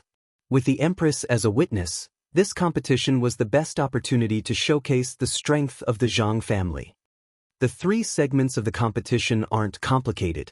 However, It was not easy to do these three things well. The first round is dyeing cloth. There are 7 colors: red, orange, yellow, green, cyan, blue, and purple. We are competing on durability and not fading. After all, it was not easy to dye a durable fabric that did not fade easily. Although each dyeing house had their own methods, there were differences in the results. This was also a very direct way to determine the winner and loser. The reason why he didn't mention the purity of the color was because there was no standard for the purity of the color. It depended entirely on the individual's preference. This could be faked, but the degree of fading could not be faked. After entering the water, he could wash it with his pancreas, and it would be easy to distinguish. Another reason was that dyeing the cloth would take at least half a month. The Zhang family had a special method to dye the cloth in a short period of time, but the color wouldn't be as good as the cloth that was dyed in half a month. Therefore, Zhang Junjing was very confident in this competition. It would be pretty good if the other party could dye the cloth in such a short period of time. After speaking, he carefully looked at Renbaqian's expression and felt a little disappointed when he saw that Renbaqian didn't have any reaction. He didn't know if the other party was really confident or simply didn't understand the difficulties involved. The second segment is to make springs. Zhang Junjing paused for a while before continuing. Springs? Renbaqian pondered over these 2 words. He didn't expect the Zhang family to actually know how to make springs. This was a little unexpected. Twisting a spring in one's hand required a lot of strength. He had always thought that Great Xia's crossbow battalion used springs, but later discovered that they were multi-strung and fired a row of arrows at a time. As a result, he had never had any expectations for the spring technology of this world. The biggest problem with springs was the material, which was the biggest problem that limited the development of springs. Since the Zhang family had brought it up, they must have a certain standard in this area and might have unique materials. Not bad. This is a spring. As for what this thing is used for, Sir Ren, please forgive me for keeping you in suspense. We will be competing on the tension and elasticity of the spring, Zhang Junjing said confidently as he placed a fist-sized torsion spring on the table. This was the latest technology from the Yun Nation. The ballistas used on the battlefield in the Yun Nation were made of this kind of torsion spring. Although he knew that Renbaqian had a small explosive device, he believed that a ballista that could fire 100 bolts at a time and had a range of 200 steps would definitely interest Qi Zixiao. Renbaqian looked at the torsion spring on the table. Although he already knew that this would be the result of technology, he still didn't know whether to laugh or cry when he saw how confident the other party was. Competing with modern technology in alloys and springs. Who gave you such confidence? However, Renbaqian valued the Zhang family even more. Being able to make a spring that met a certain standard was enough to prove the value of the Zhang family's craftsmen. What's the third segment? Renbaqian asked faintly as he placed the spring on the table. Brewing wine. Sir Ren said that he knew how to brew wine, and the Zhang family also has a certain level of knowledge in brewing wine. We will use the same type of wine as the base, process it again, and compete to see how strong the wine is, Zhang Junjing said again. In fact, the most important part of this competition was the spring. He was well aware of the difficulty of making this kind of spring. Even the materials used were brought over from the Yun Nation. He believed that Renbaqian definitely wouldn't be able to do it. As for the other things, they were just extras, but they weren't meaningless. For example, brewing wine. Qi Zixiao had always loved the spirits of the Yun Nation. Every time the caravan from Dayo came to the Yun Nation, they would purchase a lot of good wine. The best wine in the Yun Nation was made by the Zhang family's craftsmen. He believed that brewing wine alone was enough to make Qi Zixiao happy. The torsion spring and ballistas were of great use to the whole of Dayo. Whether it was for public or private reasons, the things that he used for this competition were enough to stabilize the Zhang family in Dayo. Not only that, in order to prevent Dayo from having other ideas, all the craftsmen who came this time were prepared to die and took poison in advance. This also cut off the possibility of Dayo obtaining these production methods from them. Renbaqian would never allow the Zhang family's technology to be leaked. This was because this was the foundation of their future foothold in Dayo. So be it. The competition will begin in 2 days. Do you have any other requirements? We need a courtyard that is divided into 2 parts. Only materials can be transported in, and we are not allowed to see each other's production methods. We can only compete with the final product. Does Sir Ren agree? Although these techniques couldn't be learned at a glance, and there were many unique techniques and formulas, Zhang Junjing still maintained sufficient vigilance for fear of the possibility of the technology being leaked. Ren Baqian thought about it and felt that he had nothing to say. He originally had the intention of bullying them. Now that the other party was full of confidence and had pushed the entire Zhang family into a pit, what else could he say? He took a deep breath of the steam and spat out a mouthful of smoke.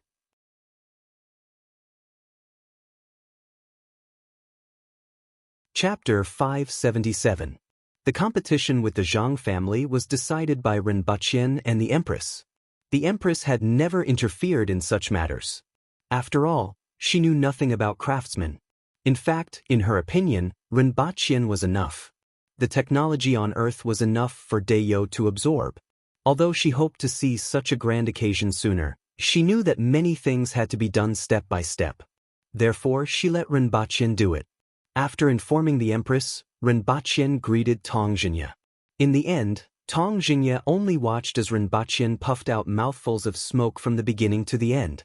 After Ren Baqian finished speaking, Tong Jinya snatched the steam cigarette and asked how it was used. He didn't mind Ren Baqian's saliva and took a big gulp. Then he coughed violently. A large amount of steam rushed into his lungs. This impact made it difficult for Tong Jinya to adapt to, but he refused to let go after a while. He liked this kind of thing that could show off. Seeing this, Ren Baqian could only spread his hands.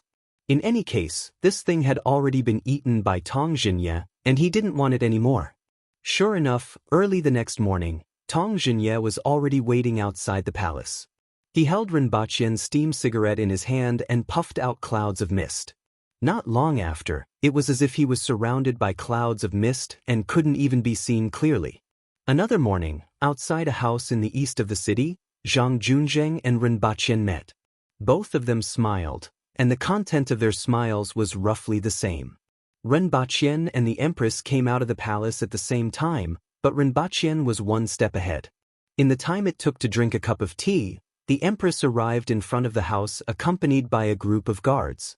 Behind her were Tong Jinya, Shi Qing, and a few others. "Greetings, Your Majesty." Commoner Zhang Junjing, Yang Heqi, Zhang Heju, greets the Empress of Dayo. Sitting in the carriage, the Empress looked at Zhang Junjing and his nephew, nodded slightly, and asked coldly, "Are you from the Zhang family?" Last year, the 3 of them gave her a generous gift, but she had completely forgotten about it. "Yes, I am." "Yes, do well in the future. Dayo is going to change, and there will be a place for all of you to use your skills." The Empress nodded. Ever since she went to Earth, she had been paying more and more attention to the craftsmen. The development of Earth had proven the usefulness of craftsmen. "We will definitely work hard." Zhang Junjing was overjoyed. It seemed like Qi Zixiao valued the Zhang clan very much. Otherwise, with her personality, she wouldn't have said such a thing. Furthermore, what did he mean by Dayo was going to change? The Empress simply said a few words and alighted from the carriage. Accompanied by everyone, she walked around the residence. This was originally the residence of a great Xia merchant, but at this moment, the head of that merchant had already been chopped off. Naturally, this residence was now empty. This mansion was just as the other party had requested. There were 2 courtyards in the east and west. At this time, everything in the 2 courtyards had been moved away, leaving only the empty courtyards and a few rooms. "Since you've seen everything, let's begin." The Empress walked around the courtyard and said, "I will be the witness. Tong Jinya, the Minister of Works, will also be the witness." Zhang Junjing immediately replied, "It's just that the Zhang family's technology has never been divulged to outsiders, so Minister Tong can't always watch from the side. Only Sir Tong can enter." Although he didn't want to offend the Empress, he didn't want the Zhang family's technology to be divulged. As long as the technology was still there, the Zhang family wouldn't decline. As long as the empress still wanted the products made by the Zhang family, she wouldn't do anything to them. You are really careful, but the empress said faintly. She then glanced at Rinpochen and walked out without looking back. You may begin. I will come back to see the results of the competition after it's over. After the empress left, Rinpochen turned to Zhang Junjing, smiled, and said, Let's begin. I believe all of you are ready in 1 month. Of course. Zhang Junjing nodded, turned his head, and whispered a few words to Zhang Heqi. The latter then left. Not long after, carriages covered in black cloth came from the other side of the street and entered the east courtyard. Only one carriage stopped. After opening the cloth, there were 10 jars of wine inside. After opening all of them, Rinpochen took a whiff and sent half of them back to the courtyard. Sir Ren, the wine will be brewed for the second time using this as the base. As for the rest, I won't show them to you. Zhang Junjing cupped his hands. As you wish, Rinpochen replied faintly. He didn't need to think to know that the carriages were all related to the 3 competitions. He hid them so tightly because he was afraid that Rinpochen would steal them. Although Zhang Junjing was cautious enough, he was wrong from the beginning. Rinpochen really didn't care about his technology. Who had ever seen a billionaire steal money from a beggar's bowl? In this regard, Rinpochen had sufficient confidence in Earth's technology. Furthermore, Zhang Junjing had indeed placed too much importance on these technologies and the Zhang family. He even dared to say such things in front of the Empress and Tang Xinye.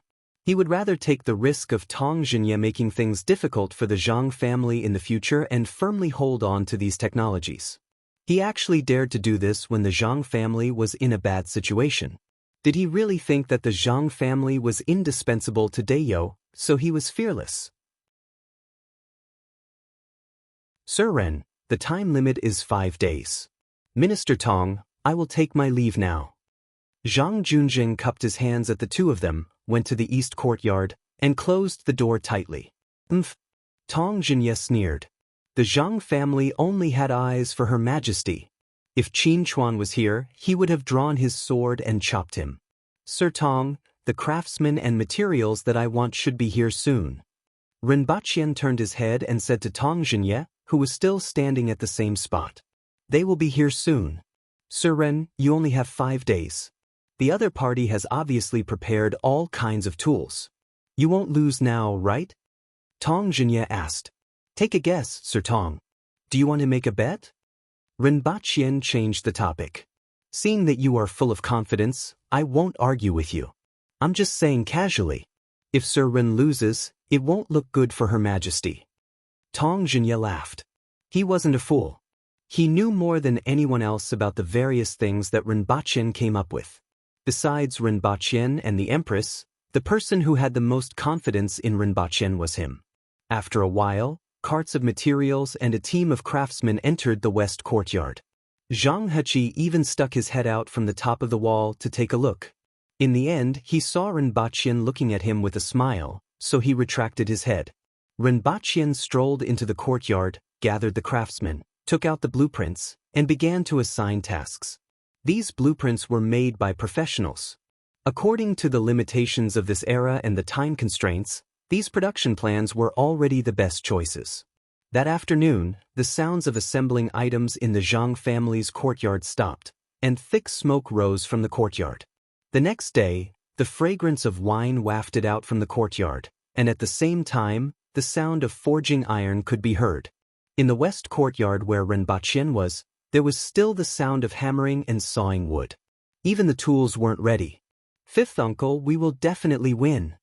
Zhang Heqi and Zhang Heju couldn't help but say as they listened to the sounds in the courtyard next door.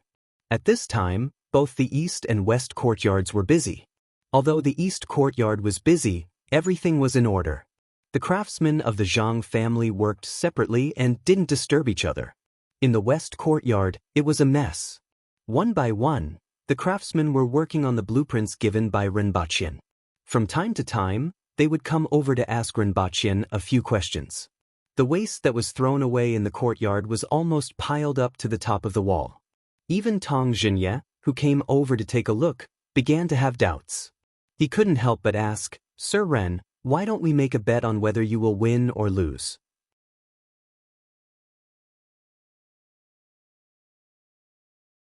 Chapter 578.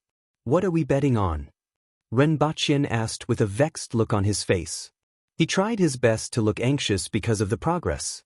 Looking at your expression, I know that you already have a plan in mind and want to deceive me. Tong Jingye didn't buy it at all. He carefully observed Renbachian's expression and immediately snorted disdainfully. Renbachian looked at Tong Jingye with a headache. Who said that the aboriginals were honest boys? This old man only looked honest and straightforward. Do you want me to scout out the enemy for you? Tong Jingye laughed. If Sir Tong has nothing better to do, Renbachian replied noncommittally. I'm just saying. I have confidence in Sir Ren. If I go, they will look down on Sir Ren. Tong Jingye laughed it off. This time, Renbachian was really itching. Was this old man here to tease him today? Renbachian was even more convinced when he saw Tong Jingye walk out with his hands clasped behind his back, humming a mountain tune as he walked. Renbachian pondered for a long time but couldn't figure out how he had provoked Tong Jingye recently. Since he couldn't think of anything, he decided not to think about it. Renbachian strolled back to the house, took out a few bundles of different thicknesses, and threw them to the blacksmiths. The blacksmiths were extremely surprised after trying the spring steel wire that Renbachian took out.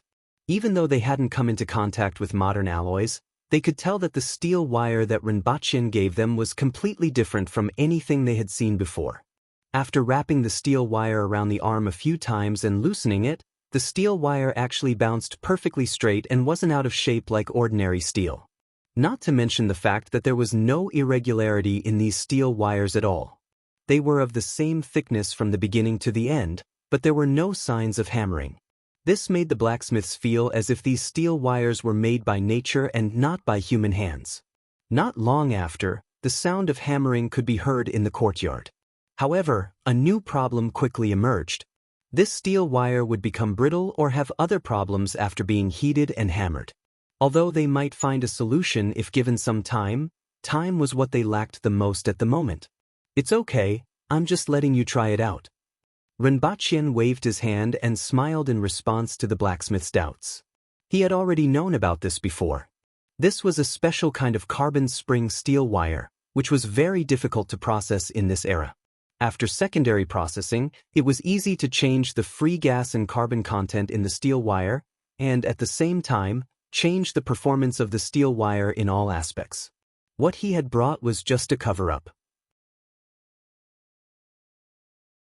After hearing his words, the blacksmiths excitedly carried the coils of steel wire back to do various experiments, and soon discovered new uses for these steel wires. For example, weaving them into whips, and a single whip could take away half a life. In this regard, he could only say that he had really underestimated the extent of the Aboriginals' obsession with weapons. No matter what it was in their hands, they would quickly discover that it could be used to attack others. Even if it was just a steel wire, it could still be used to whip people. Out of the 3 items in the bet, one of them was dyeing, which went very smoothly. Dayo simply didn't have the technology to make textiles. Similarly, they didn't have the technology to dye cloth. Therefore, they could only find a few quick-witted craftsmen from the Ministry of Works. The dyes were all kinds of direct dyes that Renbachian brought back. Not only were there all kinds of colors, red, orange, yellow, green, cyan, blue, and purple, but each color was also divided into 3 types. For example, yellow was light yellow, lemon yellow, and golden yellow. Red was bright red, peach red. If it weren't for the limited amount of things he could bring back, he would have brought back 30 colors of each item. When the time came, he could make 210 colors, and he was sure that the Zhang family would start to doubt their own existence. As for the cloth, it was cotton cloth brought back from Earth. Each piece was 7 feet wide and 10 feet long. Finally, there was the color-fixing agent. The color of the dye that Renbachian brought was bright, and the only drawback was that it would easily fade after contact with water. In fact, this was the case with most dyes. Although Renbachian didn't know what methods the other party used to reduce the fading, he assumed that it was some old-fashioned method. Even if it reduced the fading, it would only be to a certain extent. The color-fixing agent was completely different. The epoxy group in the color-fixing agent and certain groups in the fiber dye molecules formed a covalent bond to achieve the effect of stabilizing the dye. First, the cotton cloth was directly soaked in the dye, dyed, and dried. Depending on the situation, it was decided whether to dye it again. Then, it was soaked in the color-fixing agent liquid at a certain temperature for 15 minutes before drying. What these craftsmen needed to do was very simple, and they were all done in 3 days. In fact, this time, Renbaqian was actually busy with brewing wine, which Zhang Junjing didn't care about the least. What he had been doing in the courtyard was distillation. Renbaqian had long wanted to brew wine.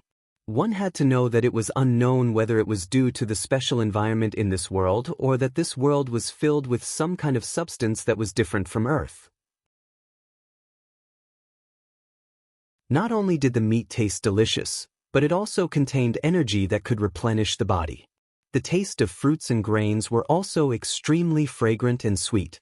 If he used the same method to brew wine, it would be much better than the wine on Earth. If it wasn't for the fact that the brewing technology in this world was still a little backward, the Empress wouldn't have to carry sorghum liquor every day. After using 3 days, Renbaqian finally created a pot-type distilling boiler. At this time, the fragrance of the wine in the courtyard next door had already started to dissipate. It seemed that their wine had already been brewed. Instead, the sound of forging iron rang out continuously every day. On the 4th day, the courtyard where Renbaqian and the others were began to emit a strong fragrance of wine.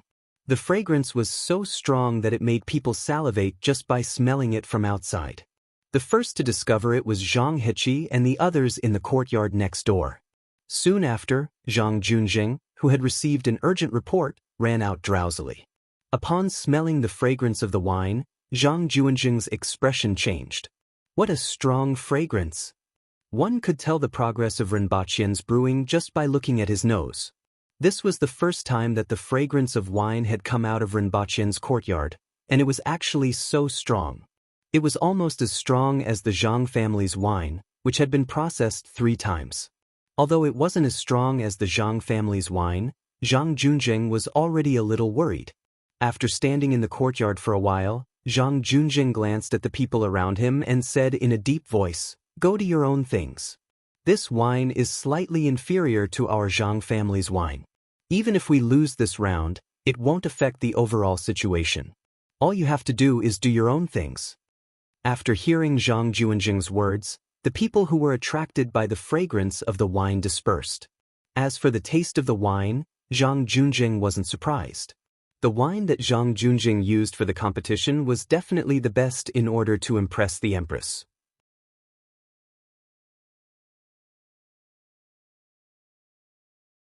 Chapter 579. Renbaqian, who was in the courtyard, was a little surprised. The aroma of this wine was mellow and had a hint of fruity aroma. One had to know that the base wine was provided by Zhang Junjing, so it should have been made by the Zhang family. Renbaqian had been focusing on increasing the intensity of the wine and didn't pay much attention to the original base wine. However, this aroma made him realize that the Zhang family was indeed skilled in brewing wine. If they were to compete in brewing wine, he might not be able to produce wine that was better than theirs in a short period of time. After all, there were many factors that affected the taste of wine. For example, the 1982 Lafite was so famous because the grapes ripened almost perfectly that year.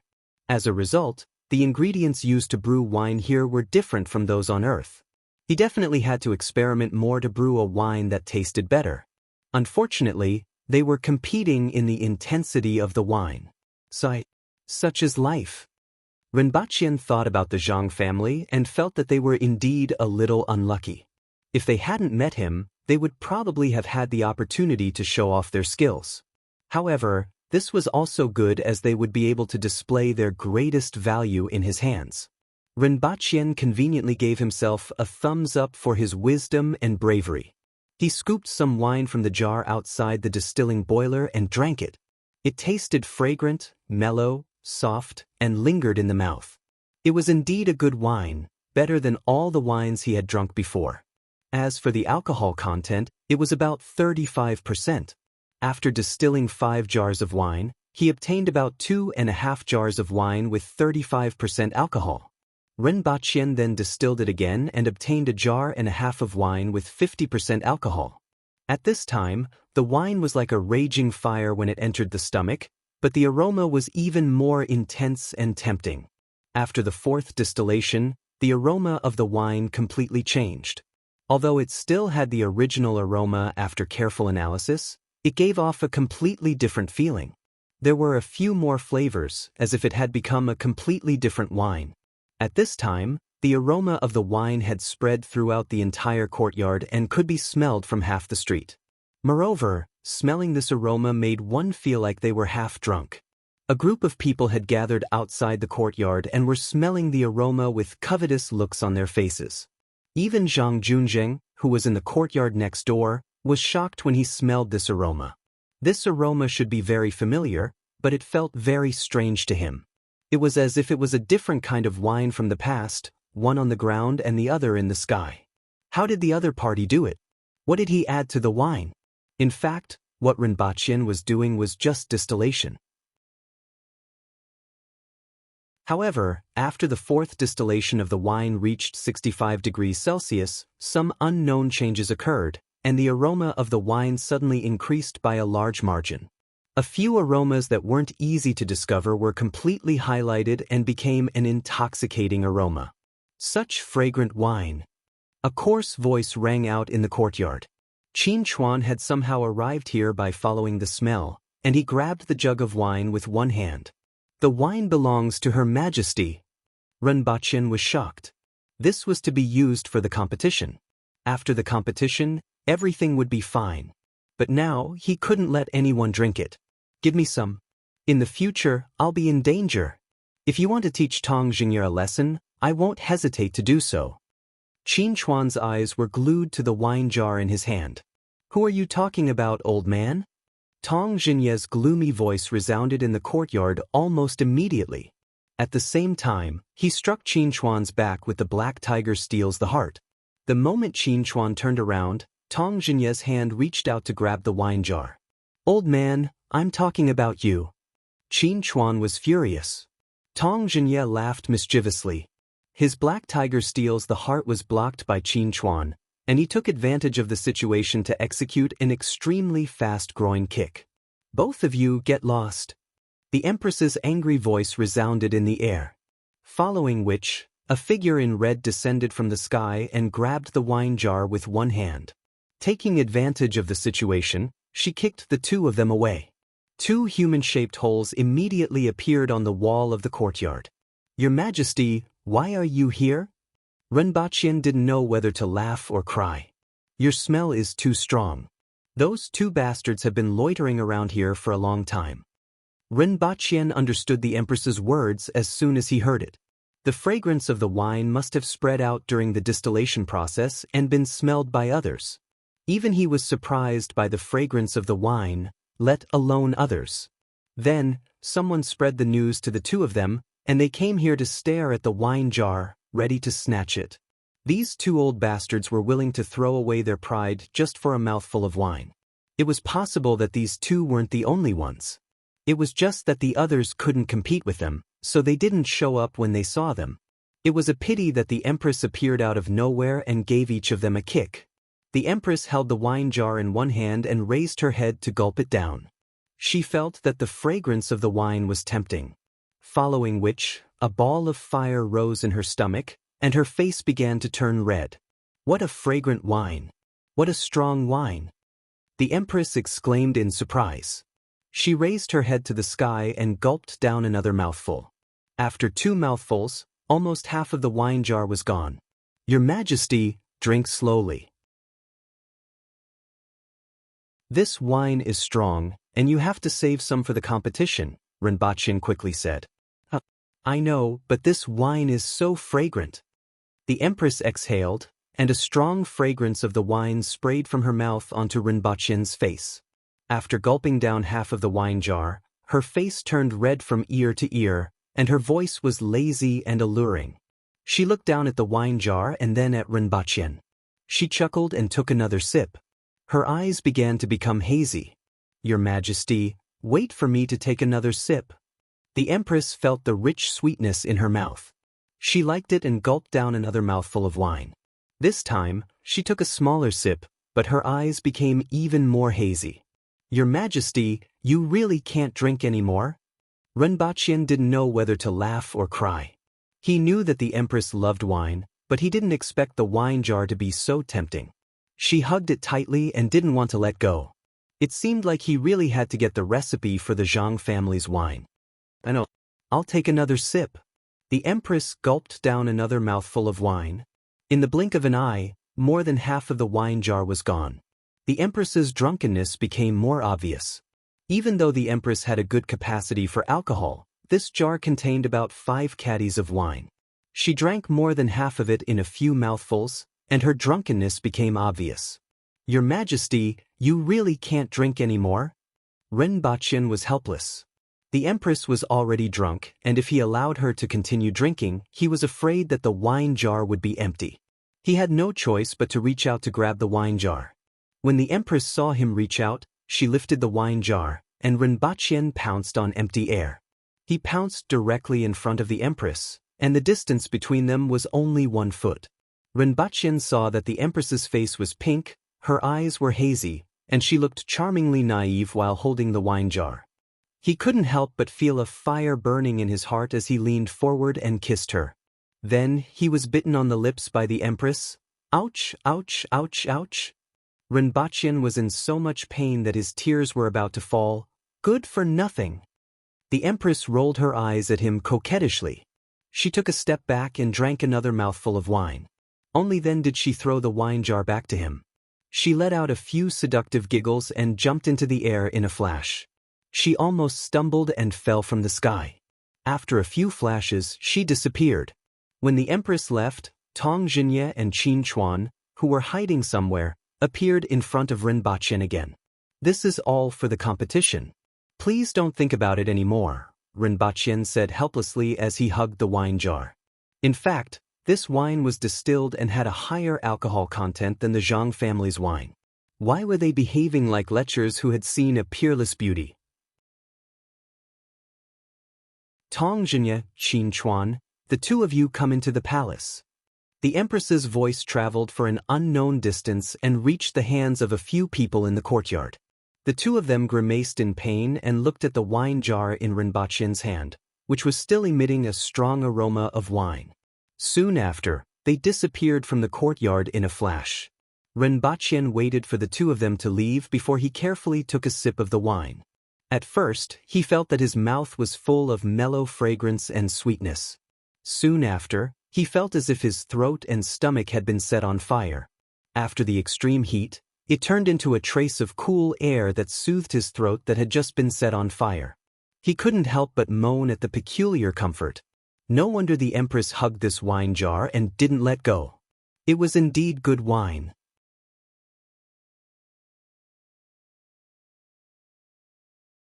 Chapter 580. These days, other than returning to the palace at night, Renbaqian spent the rest of his time in that courtyard, in a daze. He was in a daze because all he did from beginning to end was instructing others on how to make the distilling boiler, which wasn't considered complicated. Other than that, he spent most of his time in a daze. After being busy for a few months in Tianjing Basin, he enjoyed being able to be in a daze with nothing to do. Due to his special status, Renbaqian rarely interacted with other officials. As a result, he didn't know that there was more than one discussion about him outside the courtyard these days. The main reason was about the rearguard commandery in Tianjing Basin and the current Zhang family. Although the rearguard commandery was still outside the establishment, with the approval of the Empress, it would soon become an official department of Dayo. This time, regardless of whether the Zhang family won or lost, they would probably serve Dayo in the future. If the Zhang family won against Renbaqian, they would probably take this opportunity to get an official position. Renbaqian was used to multi-ethnic countries on Earth and was used to letting the capable ones handle everything.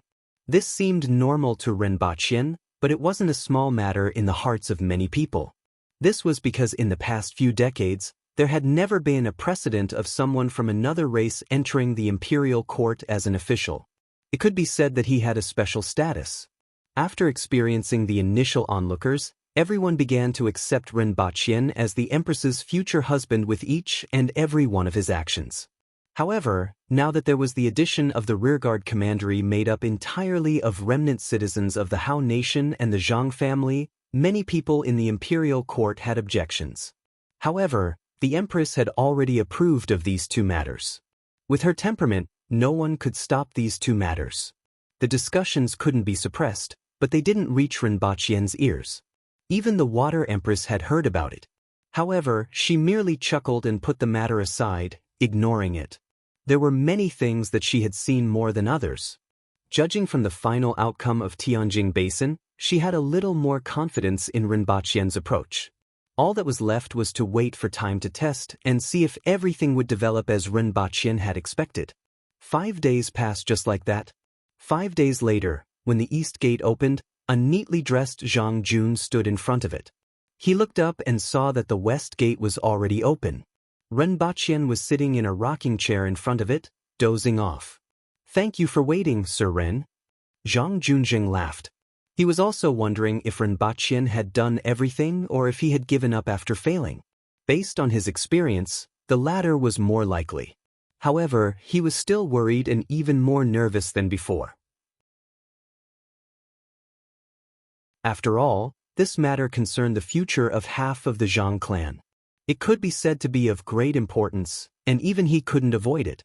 Although he was dressed neatly and appeared to be in high spirits, his bloodshot eyes still spoke volumes. "You guys are done too?" Rinpoche raised his head and looked at Zhang Junjing and his nephews, as well as the tightly wrapped carriages behind the gate. "I'll get someone to inform Her Majesty to be a witness," Rinpoche said with a smile. He turned around and shouted. Very soon a guard left. "Thank you, Sir Ren." Zhang Junjing cupped his hands, sat down, and closed his eyes to rest. After 2 hours, everyone heard the sound of horses coming from outside the courtyard. Many people had arrived. Rinpoche finally perked up and went out to welcome the Empress. After exiting the door, Rinpoche saw a majestic procession. Other than the guards and the Empress's imperial chariot, there were also many ministers behind them. For example, Shi Qing, Tong Zhenye, Tu Wan, and the others were among them. All of them wore sunglasses and looked like blind bears walking upright. The aboriginal men were majestic, and the women were enchanting. Tu Wan and a few other female officials with graceful figures were also very eye-catching. "Greetings, Your Majesty." Rinpoche greeted the Empress first. Then he smiled and swept his gaze across the officials. He discovered that Li Qianqiu, Shi Yue, and Hong Wu were among them. It seemed like they had returned to attend the Empress's birthday celebration. Li Qianqiu and Shi Wanye gently nodded at Rinpoche as a greeting. On the other hand, Hong Wu was furious. When Rinpoche and the Empress left, he purposely kissed him at the city gate. He had been suppressing his resentment for half a year, and now he could finally see Rinpoche. If looks could kill, Rinpoche would have been hacked into pieces by him. "It just so happens that the court session is taking place, so I asked everyone to follow me to take a look," the Empress said. Rinpoche didn't think much of it as he had seen many of these people. Zhang Junjing, on the other hand, was excited. The bigger the scene, the better. Furthermore, the fact that the Empress had brought so many high-ranking officials made him feel that the Empress was taking this matter very seriously. "Please get ready and begin," the Empress said faintly as she walked forward in her red dress. Everyone stood in the courtyard. Rinpoche smiled and asked, "What's the first competition?" "Let's compete in dying," Zhang Junjing said. He knew that they would probably lose the competition in brewing wine. If they lost in the first round, they would be looked down upon. It would be better to compete in dying. That's settled then. Rinpoche smiled and ordered someone to bring out the dyed cloth from the courtyard. The Zhang family's cloth was taken out first. There were a total of 7 rolls of pure color silk: red, orange, yellow, green, cyan, blue, and purple. Because they didn't make it in time, the colors were a little light, and people would feel that the colors weren't right at first glance. Zhang Junjing hurriedly explained, "This cloth takes a long time to dye. There are only 5 days this time, which is definitely not enough time. As a result, the dyeing is somewhat inadequate. As a result, this commoner and Sir Ren are competing in the durability of the colors. Oh, this is the first time I've heard of it. What about you? The Empress said faintly, looked at Renbachien and asked. They'll be here soon. Renbachien chuckled as he listened to the footsteps in the courtyard. Then he saw 3 guards coming out with rolls of cloth that looked a lot smaller. Each of the guards was carrying a roll of cloth of 7 different colors: red, orange, yellow, green, cyan, blue, and purple. However, the color of the cloth that each guard was carrying was different. They actually dyed 3 different colors of each color. Furthermore, the colors were bright and beautiful. Compared to the cloth sold on the street, the colors were richer. As long as one wasn't blind, one would be able to see the difference at a glance. The eyes of Tu Wan and the other female officials lit up when they saw these rolls of cloth. The other officials didn't have much interest in this competition, but after seeing Zhang Juanjing's 7 rolls of silk and Renbachien's 21 rolls of cotton cloth, they chuckled. It would have been fine if Zhang Junjing hadn't said those words. However, after hearing what he said and comparing the dyed cloth of both parties, Zhang Juanjing's words made everyone want to laugh. Didn't you say that 5 days wasn't enough? Not only did Principal Ren dye the cloth better than the one sold on the market, but he also dyed it in 3 different colors. What else could you say? As for Zhang Junjing, he was stunned when he saw the cloth that Renbachien asked his men to carry out. How did the other party do it in 5 days? Furthermore, why were the colors so bright? How many times did they dye it in 5 days to achieve this? What kind of dye did they use? Soon after, he discovered the problem. The cloth that the other party used seemed to have never been seen before. Sir Ren, can I touch this cloth? Zhang Junjing cupped his hands. Of course. Zhang Junjing took a few steps forward and rubbed the cloth with his fingers. Indeed, it was a cloth that he had never seen before. It seemed like the problem was with this cloth. Could it be that this cloth was easy to dye? Thank you very much, Sir Ren. If we were to compare the color of the cloth, I would have already lost this round. However, this time we are comparing the durability of the color after washing, Zhang Junjing said. Although the Zhang family had lost in terms of color, he somewhat regretted not requesting for both parties to use the same cloth. However, the most important factor was the degree of fading after washing. This was the content of the competition. Of course, when 2 pieces of cloth of the same size were placed in hot water, one of the pots immediately turned red. However, the other pot of water only had a slight change. Zhang Juanjing's face turned extremely ugly. That pot of water that turned red was the Zhang family's cloth. Without needing to compare the 2 pieces of cloth, he knew that the Zhang family had lost the first round of the competition. The Zhang family, who had always had the best cloth, actually lost to the person in front of him, whether it was in terms of color or durability. This was a bigger blow to him than losing the first round. One had to know that the Zhang family had already lost 2 rounds, including the wine brewing. This meant that the Zhang family was inferior to the other party in these 2 categories. Furthermore, these 2 categories were chosen by the Zhang family without the other party's knowledge beforehand. The chances of the other party cheating could be said to be very small. Even the entire Dayo couldn't beat the Zhang family in these 2 categories, let alone in such a short period of time.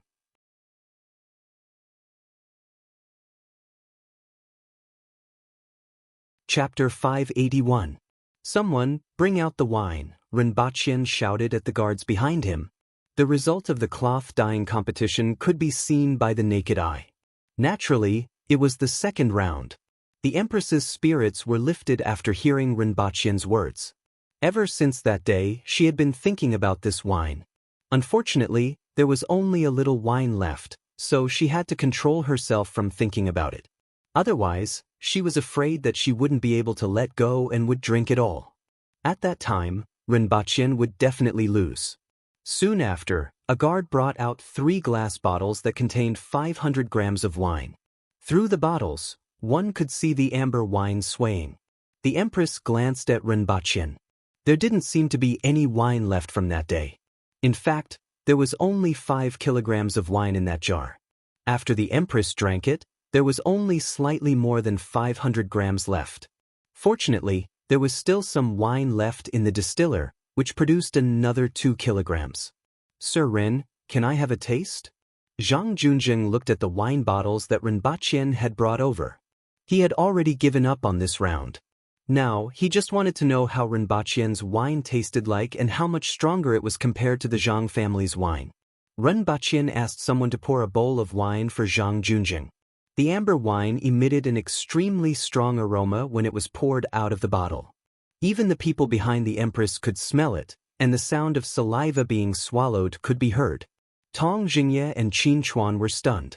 After Zhang Junjing took it, he first closed his eyes and took a deep breath. Then he took a small sip. The mellow and pleasant fragrance entered his mouth, and the sweet fragrance ignited his taste buds along the tip of his tongue. Then he felt as if his throat and stomach were on fire. After a long time, the flames subsided, and traces of cool air soothed the burned part of his throat, immediately making him feel comfortable. I concede defeat. We have lost the second round. Zhang Junjing closed his eyes to savor the aftertaste for a long time before opening them again. There was no need to compete with just this wine alone. Although he was very surprised that they had lost 2 rounds in a row, he was most concerned about the third round. He was confident that they would definitely win the third round. The torsion springs used in the Yun nation's ballistae were made by the Zhang family. He believed that even if someone obtained the Zhang family's springs, they wouldn't be able to make them. There were several unknown materials added to the steel used to make the spring.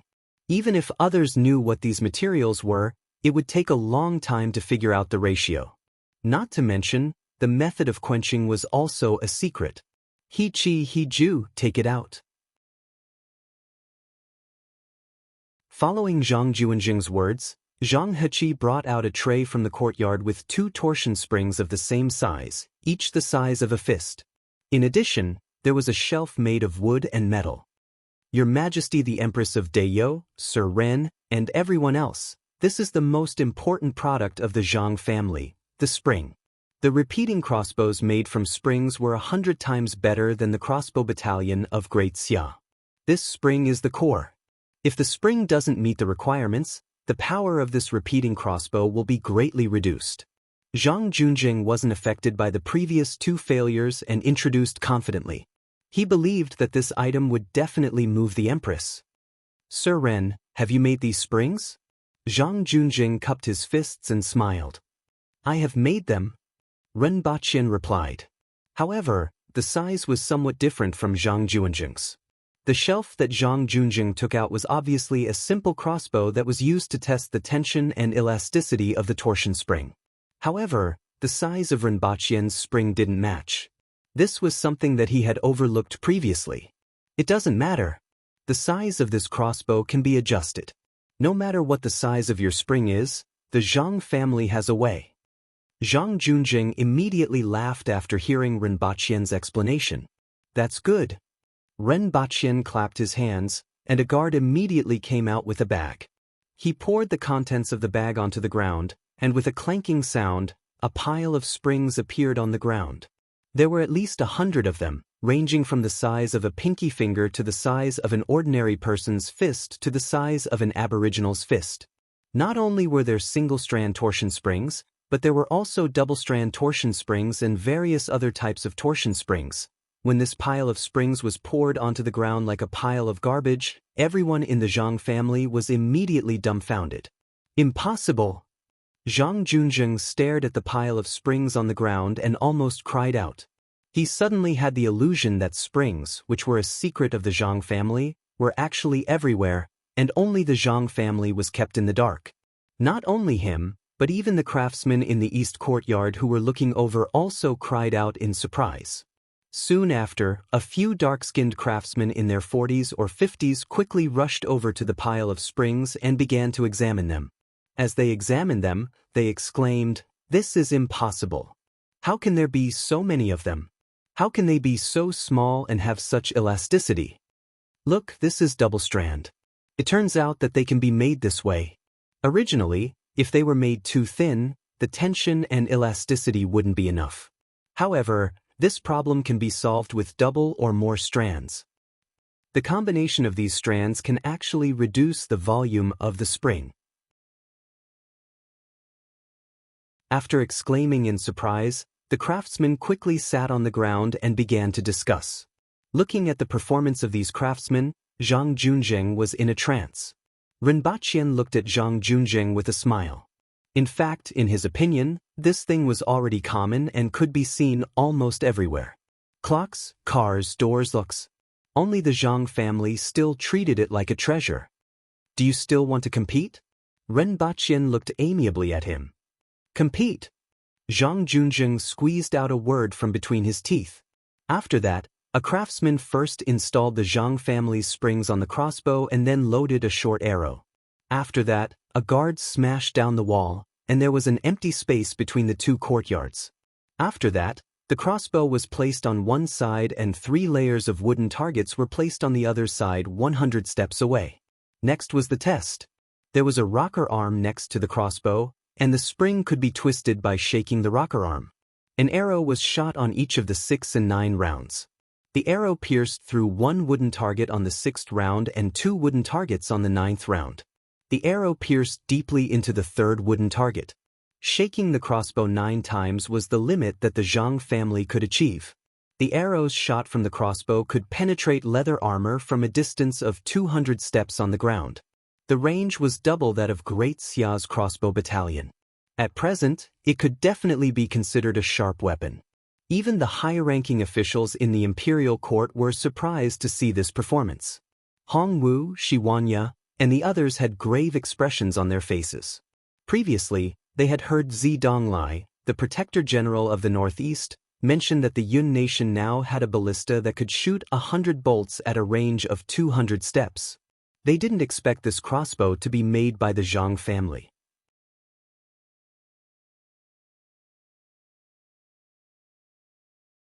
Chapter 582. Many of the people present wanted to laugh and felt inexplicably happy. There was a time when Dayo wanted to send people to other countries to learn things, but they couldn't. But now, Dayo wasn't strong in other aspects other than its military strength. However, those things that were regarded as treasures by other countries weren't so precious in the eyes of Dayo. This was especially true when comparing the treasures of the Zhang family to the pile of rubbish that Rinpoche had poured out. Although the Zhang family was only a family in the Yun nation, according to Zhang Junzheng, they were deeply involved in all aspects of the Yun nation. By defeating the Zhang family in technology, it could also be said that they had defeated the Yun nation in technology in some ways. Sir Ren, please, Zhang Junzheng said to Rinpoche. Zhang Junzheng said to Rinpoche. Now that he had placed all his hopes on this, there was no other way out. Next, he found 2 springs that were about the same size as the ones that the Zhang family had taken out from Rinpoche's pile. He adjusted the internal dimensions of the crossbow that was as long as an arm and as wide as 2 palms and installed them. Following the first attempt, Zhang Junzheng's heart skipped a beat when he fired the crossbow after swinging the arm 6 times. Although it also shot through a wooden target, the sound produced was much louder than the one at the Zhang residence, and the crossbow arrow pierced deeper as well. This showed that the elasticity of Rinpoche's spring was better under the same force. This made Zhang Junzheng start to panic.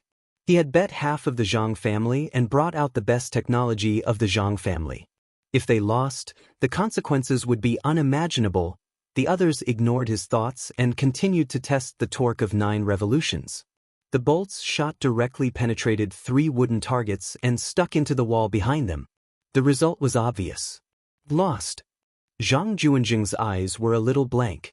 Could it be that there were really people in this world who knew everything? Could it be that the treasures of the Zhang family were really ordinary to others? He had always known that the Zhang family did the best. Even though they weren't well known, this was only because they kept a low profile. Whether it was the advanced crossbows or the various things that people used, they couldn't escape the shadow of the Zhang family. It could be said that it was almost impossible for a person in the Yun nation to not come into contact with the things made by the Zhang family from birth to death. This feeling of controlling everyone's lives was like controlling the lives of others, and the Zhang family had always been extremely proud of it. What made them even more proud was that no one could leave all of this. Because the Zhang family was the best.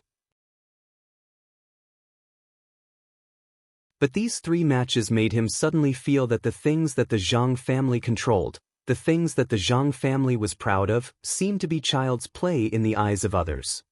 The faces of everyone in the Zhang family were covered with gray. Ren Baqian smiled and said a few words to one of the guards beside him. That guard ran over and took out another crossbow. Imitating what the Zhang family did previously, he loaded the crossbow and rotated the rocker arm until it made 12 revolutions. This caused the eyes of the Zhang family members to twitch. One had to know that the Zhang family springs could only be twisted 9 times. Any more than that and it would snap. On the other hand, the opponent's spring had been twisted 12 times. A series of light sounds could be heard. Not only did the crossbow bolt pierce through 3 of the templates, it even hit the wall behind it and exploded. This power caused the eyes of Hong Wu and the others to twitch. This power could reach at least 300 steps away. Previously, Great Xia's crossbow battalion had caused Dayo to lose a lot of blood. If the enemy were to master this kind of crossbow and shoot from a distance of 300 steps, it was unknown how many Aboriginal warriors would be sacrificed. Fortunately, this thing was made by Principal Ren. Everyone had to admit that other than his combat strength, nothing could stump Ren Baqian. All kinds of strange things could appear in his hands. As for the Zhang family, this was a scene that made everyone's face turn ashen. A full 12 revolutions of the torsion force. They didn't know how many years it would take for them to catch up. If they were lucky, it might take a few years or more. If they were unlucky, it might take half a lifetime or even a lifetime.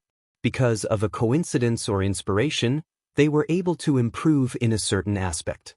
This was because improving the torsion spring technique involved many aspects.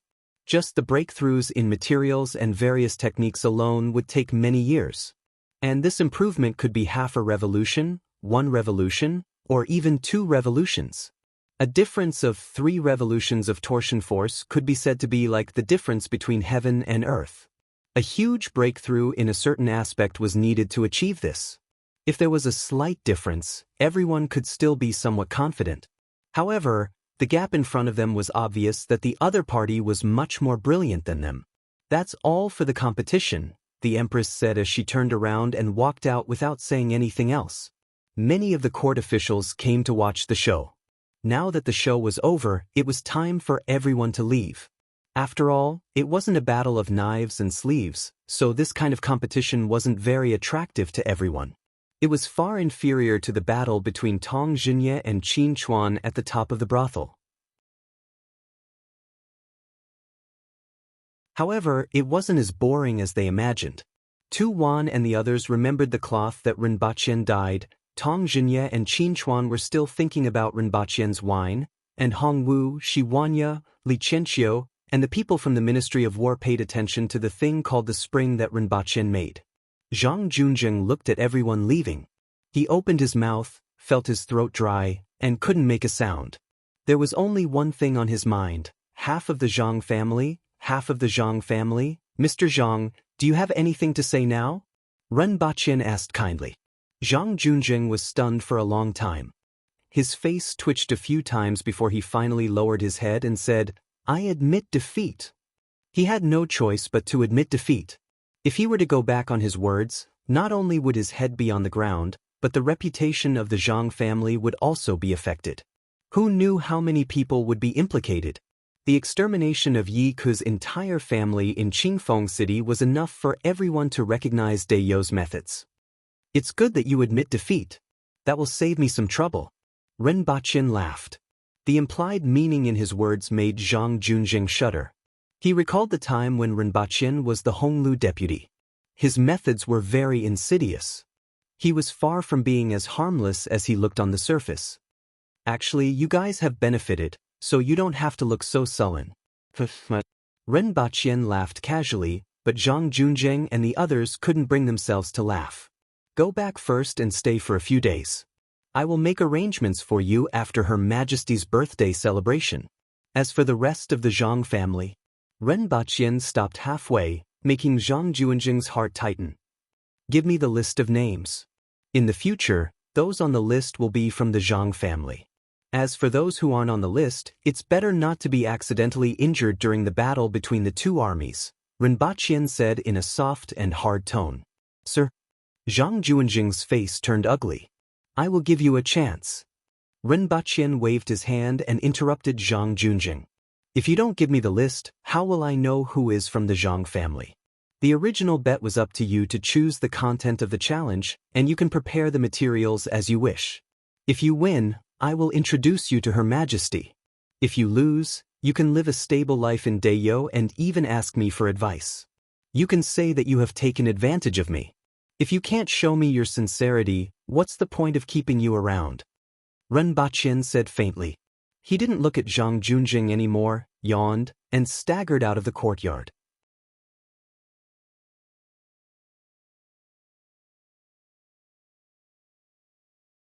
Chapter 583. This bet that determined the fate of many people in the Zhang family set off a storm thousands of miles away. However, it didn't cause much of a stir in Dayo. Even for those court officials who had witnessed it with their own eyes, the fact that he was proficient in all other aspects other than martial arts only left a deeper impression on them. It was only 3 days before the Empress's birthday celebration, and Lan City was starting to get lively. Although there weren't any envoys coming this year and there were still battles in the northeast and southeast, the war didn't affect the residents of Lan City much. It wasn't because they didn't know the hardships at the front line, but because the Aboriginals had been fighting against the heavens, the earth, and all kinds of beasts since they were born decades ago. Fighting was already embedded in their bones, and it wasn't something that could be erased in just a few decades. In addition, 3 cities in the Yun Nation had been conquered recently. Carts of salt were transported back to replenish the salt shortage in Dayo's market. Taking advantage of this batch of salt and the Empress's birthday celebration, a large number of Aboriginals came to the foot of the mountain. Many of them traveled for a few days to Lan City, sweeping away the previous desolation in Lan City. In addition, Hongwu and the rest had also returned recently, and many people would take a look outside Hongwu's residence on the way. Rinpoche had seen this situation many times. He saw people looking at Hongwu's residence from afar a few times and didn't know what they were talking about. He estimated that these people were probably saying, "I can replace you." Or they were saying to their children, "Peter can replace you." In this case, Rinpoche even laughed for a long time after he imagined such a conversation. If someone had such a thought, he would definitely support it. Otherwise, when Hongwu looked at her, he would always look at her with his nose and eyes looking at her. The palace was preparing for the next 3 days. Rinpoche got people to wrap pieces of red muslin around the trees and tie them into knots. From afar, the palace looked like a sea of red flowers. "It's a little wasteful," the Empress said faintly when she saw Rinpoche's actions. Although she rarely cared about these things, Rinpoche's actions still made her heart ache. Dayo didn't have the technology to weave cloth. All the cloth was transported from the other 3 nations, and the price wasn't low either. The palace was so big and red flowers were everywhere. This was too extravagant. "Do you like it?" Rinpoche asked excitedly. The Empress had never done these things. Other than attending court to deal with political affairs, drinking, daydreaming, and her new hobby of watching television series, she rarely paid attention to other matters. There weren't many guards in this huge palace, and there were even fewer palace maids. It had always been cold and cheerless. After being tormented by him, it became much livelier. The Empress thought about it and liked it. She shifted her gaze to the side and said, "It seems like you are going to empty out the palace treasury. Only in this way can I be worthy of His Majesty. Besides, if we use it this year, we can use it next year and the year after that. It won't be considered extravagant anymore." Rinpoche laughed and said, "I have earned some money from selling glass cups and glasses these days. It's barely enough to cover my expenses." Before the opening of this shop, the glass factory had already stored a lot of glass cups. The opening of the royal glass shop had triggered a frenzy of buying. These crystal-clear cups and bowls only cost 15 taels of silver. Which of the big shots in the imperial court wouldn't buy a dozen or 20 of them? In just half a month, the glass shop made more than 30,000 taels of silver, which were used by Rinpoche to purchase red muslin to decorate the palace. After hearing what he said, the Empress didn't say anything else. In fact, most of the time, the empress didn't care about what Rinpoche did. She would only watch quietly from the side and wait for the results. Even though she felt a little cold at times, most of the time, it was a kind of indulgence. Even after watching so many television shows, the empress didn't know how to express her feelings. In other words, if she expressed her feelings to others, it would make her feel too shy.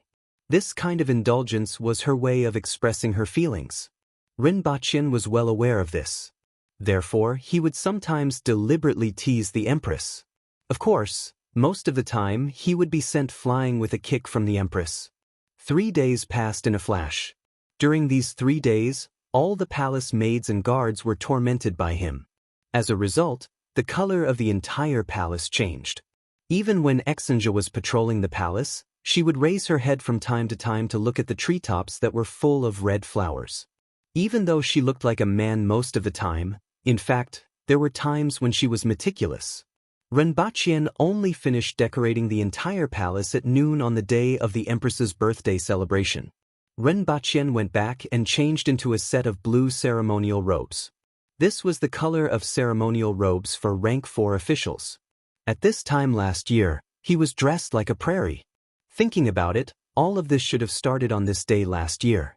It was exactly 1 year. Moreover, it was the empress's birthday celebration. This was a good thing. It saved him the trouble of remembering all kinds of anniversaries. Almost all of them were on this day. If possible, it would be best to set his wedding on this day as well. Rinpoche's thoughts drifted as he rushed to the empress's palace. The empress was dressed in a red robe and sitting on a stool. In front of her was the mirror with the words, "If the heavens didn't give birth to your majesty, the ages would be like a long night." Beside her was a dressing table. Meanwhile, Qing Yuan and Hong Wan were helping the empress dress up. Rinpoche's eyes lit up when he saw the empress sitting there. There was a golden phoenix spreading its wings on the empress's red robe. When Rinpoche first returned from Great Xia, he ordered it from a cosplay shop. However, the empress was wearing it today. In addition, Rinpoche saw that absolutely beautiful and slightly cold side profile. If this painting of a beauty dressing up was drawn, it would definitely be a treasure handed down from generation to generation. Unfortunately, Rinpoche was very confident in his drawing skills. If he drew a painting of a beauty dressing up for the empress today, he was afraid that he would be beaten to death on a day like this. If Jack on the Titanic had his drawing skills, there wouldn't be so many stories later on. Rinpoche took out his camera and took a picture of this absolutely beautiful scene. Then he walked behind the empress and carefully watched how Qing Yuan and Hong Wan put the empress's hair in a bun. Dressing up a beauty was also a pleasure, and Rinpoche was quite interested in learning how to do it. "Are you done with those things?" The empress looked at Rinpoche behind her in the mirror. He had spent 3.5 days just for this half a day. Although it was very beautiful and she liked it very much, she still felt that Rinpoche was a little too idle. It was time for him to pick up his martial arts skills from tomorrow onwards. "Your Majesty's beauty today is truly heaven-defying." Rinpoche looked at the person in the mirror and exclaimed in admiration. He didn't know if beauty was in the eye of the beholder, but he felt that the empress was getting more and more beautiful. "If your Majesty's beauty was 9. 8 in the past, it would be 9. 9 today. I gave you 0. 1 less because I was afraid that you would become arrogant." After Rinpoche finished speaking, both Qing Yuan and Hong Wan pursed their lips and laughed.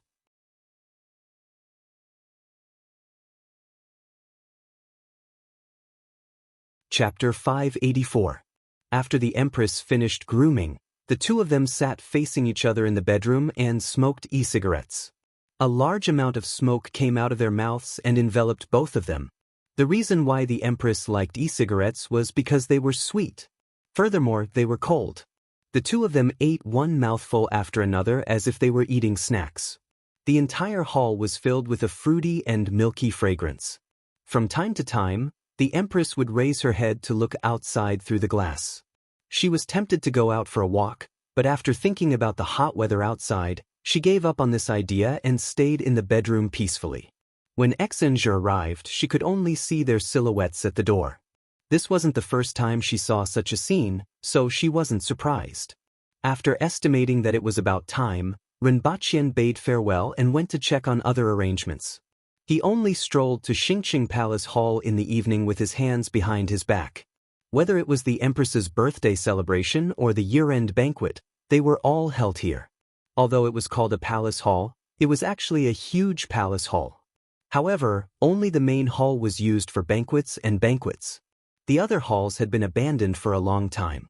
Even though there were people cleaning them from time to time, they were still a little old. When Rinpoche entered the main hall, many people were looking up and studying the light belts above their heads. Rinpoche could now carry 1,200 kilograms of items at a time, so it was much easier to carry items. During this period of time, he had brought many light belts to install in the main hall. At this moment, the light belts flickered in the air, making the entire main hall look like a fairy tale world. Rinpoche's entrance attracted the attention of some people. After nodding in acknowledgement, he found his seat and began to wait. Occasionally, he would chat with Feng Ho. Feng Ho was very interested in the wine and springs that Rinpoche and the Zhang family had bet on. In particular, the springs that could be made into crossbows would be a great weapon.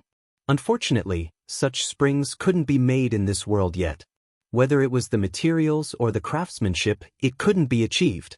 As for the wine, Rinpoche was also preparing to build his own winery for the imperial family. After all, the market for hard liquor in this world was huge and the profits were huge. Furthermore, it wasn't suitable to expand in a short period of time. Especially in Dayo, the grain production hadn't reached the point where it could be used to produce wine. Rinpoche was prepared to bring out cotton and textile craftsmanship. After talking to Feng Ho for a while, Gu Yihong also joined in. Rinpoche and a few ministers from the Ministry of Works formed a small circle and whispered to each other, attracting the attention of many people. Unknowingly, Tong Jinye appeared behind them and listened for a long time. He couldn't help but ask, "Principal Ren, do you want to take up a position in the Ministry of Works? It's a pity that you didn't come to the Ministry of Works with your talent." "Sir Tong." Rinpoche turned around and greeted him. "As for going to the Ministry of Works, forget it." After another 15 minutes, Shi Qing, Hong Wu, Shi Wanya, and the others arrived one after another. After they sat down, the Empress, who was dressed in a bright red Han costume, slowly entered the hall with Qing Yuan and Hong Luan. After greeting each other, the Empress took her seat in the seat of honor before slowly sitting down. Following which, the maids outside the hall brought in the dishes one after another. Everyone's gaze immediately fell on Rinpoche's face. The dishes from last year's birthday celebration had left a deep impression on everyone. Many people didn't really have a taste of it that time. As soon as the dishes were served, everyone immediately thought of him. They wanted to see something from his face so that they could be mentally prepared. Rinpoche's good-natured smile made everyone feel more at ease. This year, they were all on the same side, so it should be the same as in previous years, right? However, as soon as the first dish was served, everyone's face immediately turned black. There was a whole blood sausage coiled together on a plate. Of course, Rinpoche knew what it was, but the others didn't. Seeing this, they lost their appetite. When the second dish was served, everyone had the urge to draw their knives and hack Rinpoche. There was a neatly roasted sheep's penis and 2 sheep's eggs on the plate. How were they supposed to eat this thing? Were they supposed to let people chew on it? However, this thing didn't taste right no matter how they ate it. Just the thought of everyone in the hall eating the sheep's penis in an orderly manner was too beautiful. Many people craned their necks to look at the Empress and realized that her dishes were completely different from theirs. They immediately stared at Rinpoche with murderous expressions. The third dish was soup. It was a copper bowl with a bat the size of 2 palms swimming in it. This bat soup immediately made everyone lose their appetite. The fourth dish looked pretty good and smelled very fragrant. Everyone looked at the food in the bowl with uncertainty. The food in the bowl seemed to be edible, right? In fact, this dish was considered a famous dish. When Rinpoche saw it for the first time, he couldn't eat it. However, after being persuaded by others to eat it, he realized that it tasted pretty good. The fifth dish, a bowl of raw beef mince. The sixth dish, a crooked roasted water snake. Seeing the sixth dish, everyone finally felt that there was at least one dish that was edible this year.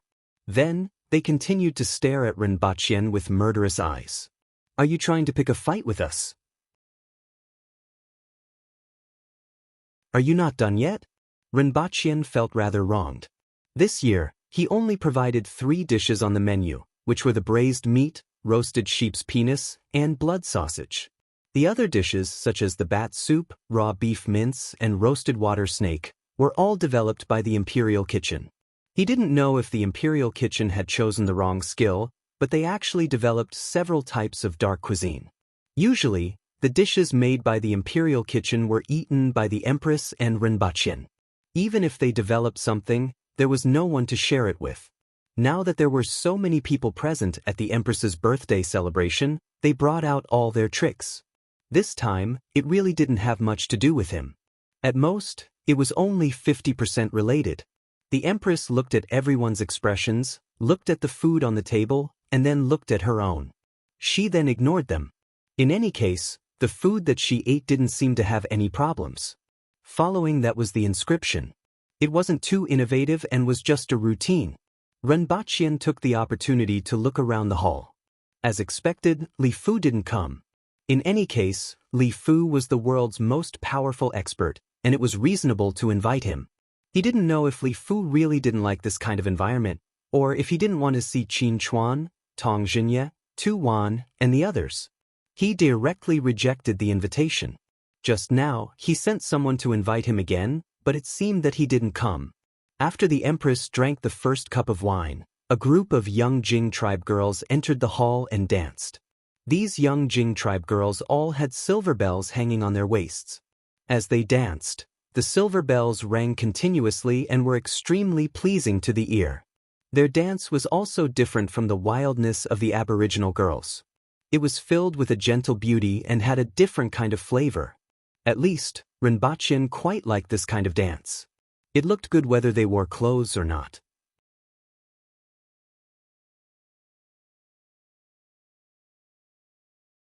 Chapter 585. The jade egg that Hong Wu presented last year could be considered a rare treasure. The 100 Beauties painting was also considered pretty good. Naturally, there was also the mirror that Rinpoche presented. Rinpoche didn't know if there would be another gift like last year. Many people looked at Hong Wu first. According to the usual practice, Hong Wu would present his gift first. Some people also looked at Rinpoche. He had a lot of strange things, and they didn't know what he could take out. The general-in-chief who supports the nation, Hong Wu, presents 100 sets of armor and 2,000 sabers. The gift wasn't as expensive as last year's, but it wasn't cheap either. 100 sets of armor were worth 10,000 gold, and 2,000 sabers were not cheap either. This gift was worthy of Hong Wu's status. It was just that the things that Hong Wu took out last year were too shocking, so it was inevitable that everyone had a little hope in their hearts. However, Hong Wu had been stationed at the border for a year and couldn't move at all. All his thoughts were on Great Xia, and he didn't have the energy to search for rare treasures for the Empress. Great Elder Shi Qing presents 3 pieces of Mongolian beast skin and 2 stalks of green sunflower. Junior Elder Zhikohai presents 3 tails of cloud crystals. Everyone turned their heads to take a look. 3 tails of cloud crystals were priceless. They didn't expect that Zhikohai's gift this year would be much more valuable than Hong Wu's and Shi Qing's. However, Zhikohai's expression didn't change in the slightest, and the crowd couldn't see anything from his expression. Next were the congratulatory gifts from the 6 ministers, Shi Wanya and Li Qianqiu. Basically, they were all rare treasures, similar in value to the items Shi Qing had taken out. Most of the items sent were directly stored in the warehouse. Only 1 or 2 items were left for display. The other rare treasures were displayed in front of the hall before being sent to the inner treasury. The principal of the Black Bamboo Academy, Rinpoche, presents the Heaven's Proud Beauty painting. Following the voice, 2 people carrying a 6-meter-tall, 3-meter-wide painting appeared in front of the hall. In the painting, a woman in red stood on a high peak with her hands behind her back, looking down calmly. Everyone could see the cold and threatening aura coming from the woman in the painting. This painting naturally depicted the Empress. The heavenly beauty was also referring to the Empress. This was the proper meaning. However, the most surprising thing was that the Empress in the painting looked like a real person. It was impossible to tell that it was a painting. People had always said that it was lifelike, but after seeing this painting, everyone knew what it meant. It wasn't drawn, it was printed. Everyone exclaimed in admiration. They didn't know how Rinpoche did it. At a glance, the Empress could tell that the painting was a photograph. This made her slightly disappointed. She originally thought that he would be able to come up with something that she liked, but she didn't expect that it would just be an enlarged photograph. Although the angle of the photo was very good and she was very beautiful in the photo, she could naturally fool others. However, she had seen a lot of people on Earth. Even she would use her phone to take photos. However, when she thought about how Rinpoche had been preparing for the bet with the Zhang family and how he had been busy decorating the palace, she decided to put this matter aside for now. Your Majesty, there's more to this painting than that. Rinpoche stood up and smiled. Oh! The Empress's eyes lit up. The rest of the people also revealed looks of interest as they carefully examined the painting, trying to figure out the mystery behind it. Rinpoche gestured for someone to bring in the painting. The painting, which was 6 meters tall, was even taller than the door of the palace hall. They had to lift it halfway to bring it into the palace hall. As the painting got closer, everyone began to realize that there were thin lines on the painting that divided it into lattices. This was a painting that was pieced together by the lattices. When the painting passed in front of everyone exclaimed when they saw the back of the painting. This made the people in front curious. What exactly did they see? Rinpoche asked someone to hold the painting 4 meters in front of the Empress and slowly turned it around. When she saw the north side of the painting, even the Empress revealed a look of surprise. Her eyes sparkled like a lake that was blown by the wind. Behind the painting were palm-sized photos of the Empress. Every frown, every smile, and every frown were included. Countless palm-sized photos were all of the Empress. Rinpoche chuckled. On the back of this painting were 1,200 photos of the Empress, and on the front was a picture of the Empress that was formed by 1,200 jigsaw puzzles. The back of each photo was a jigsaw puzzle piece. More importantly, the 1,200 photographs in this painting were arranged in chronological order. Almost all of the Empress's changes over the past year could be seen in them. Even a blind person would be able to tell that the closer to the bottom of the painting, the gentler the Empress's expression became, and the coldness from her body became less. Even a blind person could see these changes. In the eyes of others, this painting could already be said to be priceless. Even though the Empress knew that these were photos, she also felt that Rinpoche had put in a lot of thought into it. She had spent almost all her time on these photos, as if they represented her life over the past year. This feeling was very wonderful. In addition, this painting also hides a secret, Rinpoche continued. After hearing what he said, everyone was curious. This painting could already be said to be exquisite, and they didn't know what other secrets were hidden in it. I have hidden all my life's knowledge in this painting. After this, I will divide this painting into 1,200 pieces and distribute them throughout Dayo and even the Yun nation so that everyone in the world can see your Majesty's face. If someone collects these 1,200 pieces, they will be able to find the location where I have hidden all my life's knowledge and obtain it. Rinpoche winked at the Empress at the end of his speech. The Empress didn't know whether to laugh or cry, and the little bit of emotion she felt earlier had completely disappeared. Did you find a place to hide a set of mathematics, physics, and chemistry textbooks and then let the whole world search for them? Let's not talk about the possibility of someone collecting all 1,200 pieces. If someone really collected all 1,200 pieces and found the mathematics, physics, and chemistry textbooks, they would probably beat you to death. However, except for the Empress, everyone else found it very interesting. Even though Rinpoche's martial arts weren't good, everyone could see his other abilities. They also recognized him. If someone could really learn all of Rinpoche's knowledge, he might really be able to make a career out of it. It was just a pity for this exquisite painting. I have also prepared some things that your majesty should like. After the ceremony, your majesty and all the officials can follow me out to see the things that I have prepared. For the rest of the time, everyone didn't have the mood to think about what else Rinpoche had prepared. They had to admit that Rinpoche was really clever.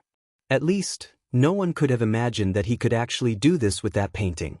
After the ceremony, everyone followed Rinpoche to the open space behind Xingqing Palace Hall and saw that the ground was filled with all kinds of things. Once the Empress saw the things on the ground, she knew what Rinpoche had prepared. Your Majesty, it's your turn to light it. Rinpoche took a torch from a guard and handed it to the Empress. He then pointed to a thin line on the ground. The Empress lit the fuse on the ground. A spark quickly rolled on the ground and then scattered to dozens of fireworks. Bang! Fireworks rose into the sky, blooming with colorful lights in the sky. The entire Lan city was alarmed by the fireworks at this moment. Countless people were alarmed by the colorful flowers that suddenly bloomed in the sky. Look, it's flowers. What beautiful flowers! It's on top of the palace. One by one, people walked out of their houses and looked up at the fireworks that appeared in the sky of Dayo for the first time. The fireworks also lit up everyone's faces. Everyone was amazed by the beauty of the fireworks. Balls of light soared up from the palace and bloomed in the sky. In the palace, in addition to the fireworks that soared into the sky, there were also many fireworks on the ground. It was magnificent and magnificent, stunning everyone. Qin Yuan and Hong Luan followed behind the Empress and looked at the fireworks in the courtyard and the fireworks in the sky with ripples in their eyes. The Empress was completely immersed in this sea of fireworks.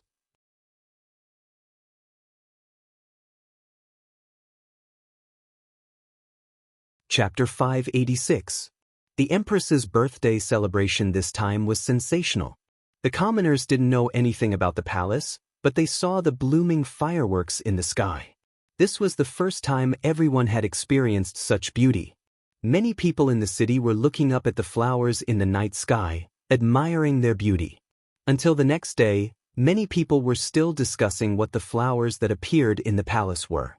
However, another explosive piece of news came out very quickly. Rinpoche, the principal of the Black Bamboo Academy, had hidden everything he had learned in a painting. He then divided the painting into 1,200 pieces and sent them out of the city. As long as someone found these 1,200 paintings, they would be able to find out what Principal Ren had learned in them. Do you want fame, wealth, and status? Do you want to know the mysteries of this world? If you want, I can give them to you. Go and find them. I have placed everything there.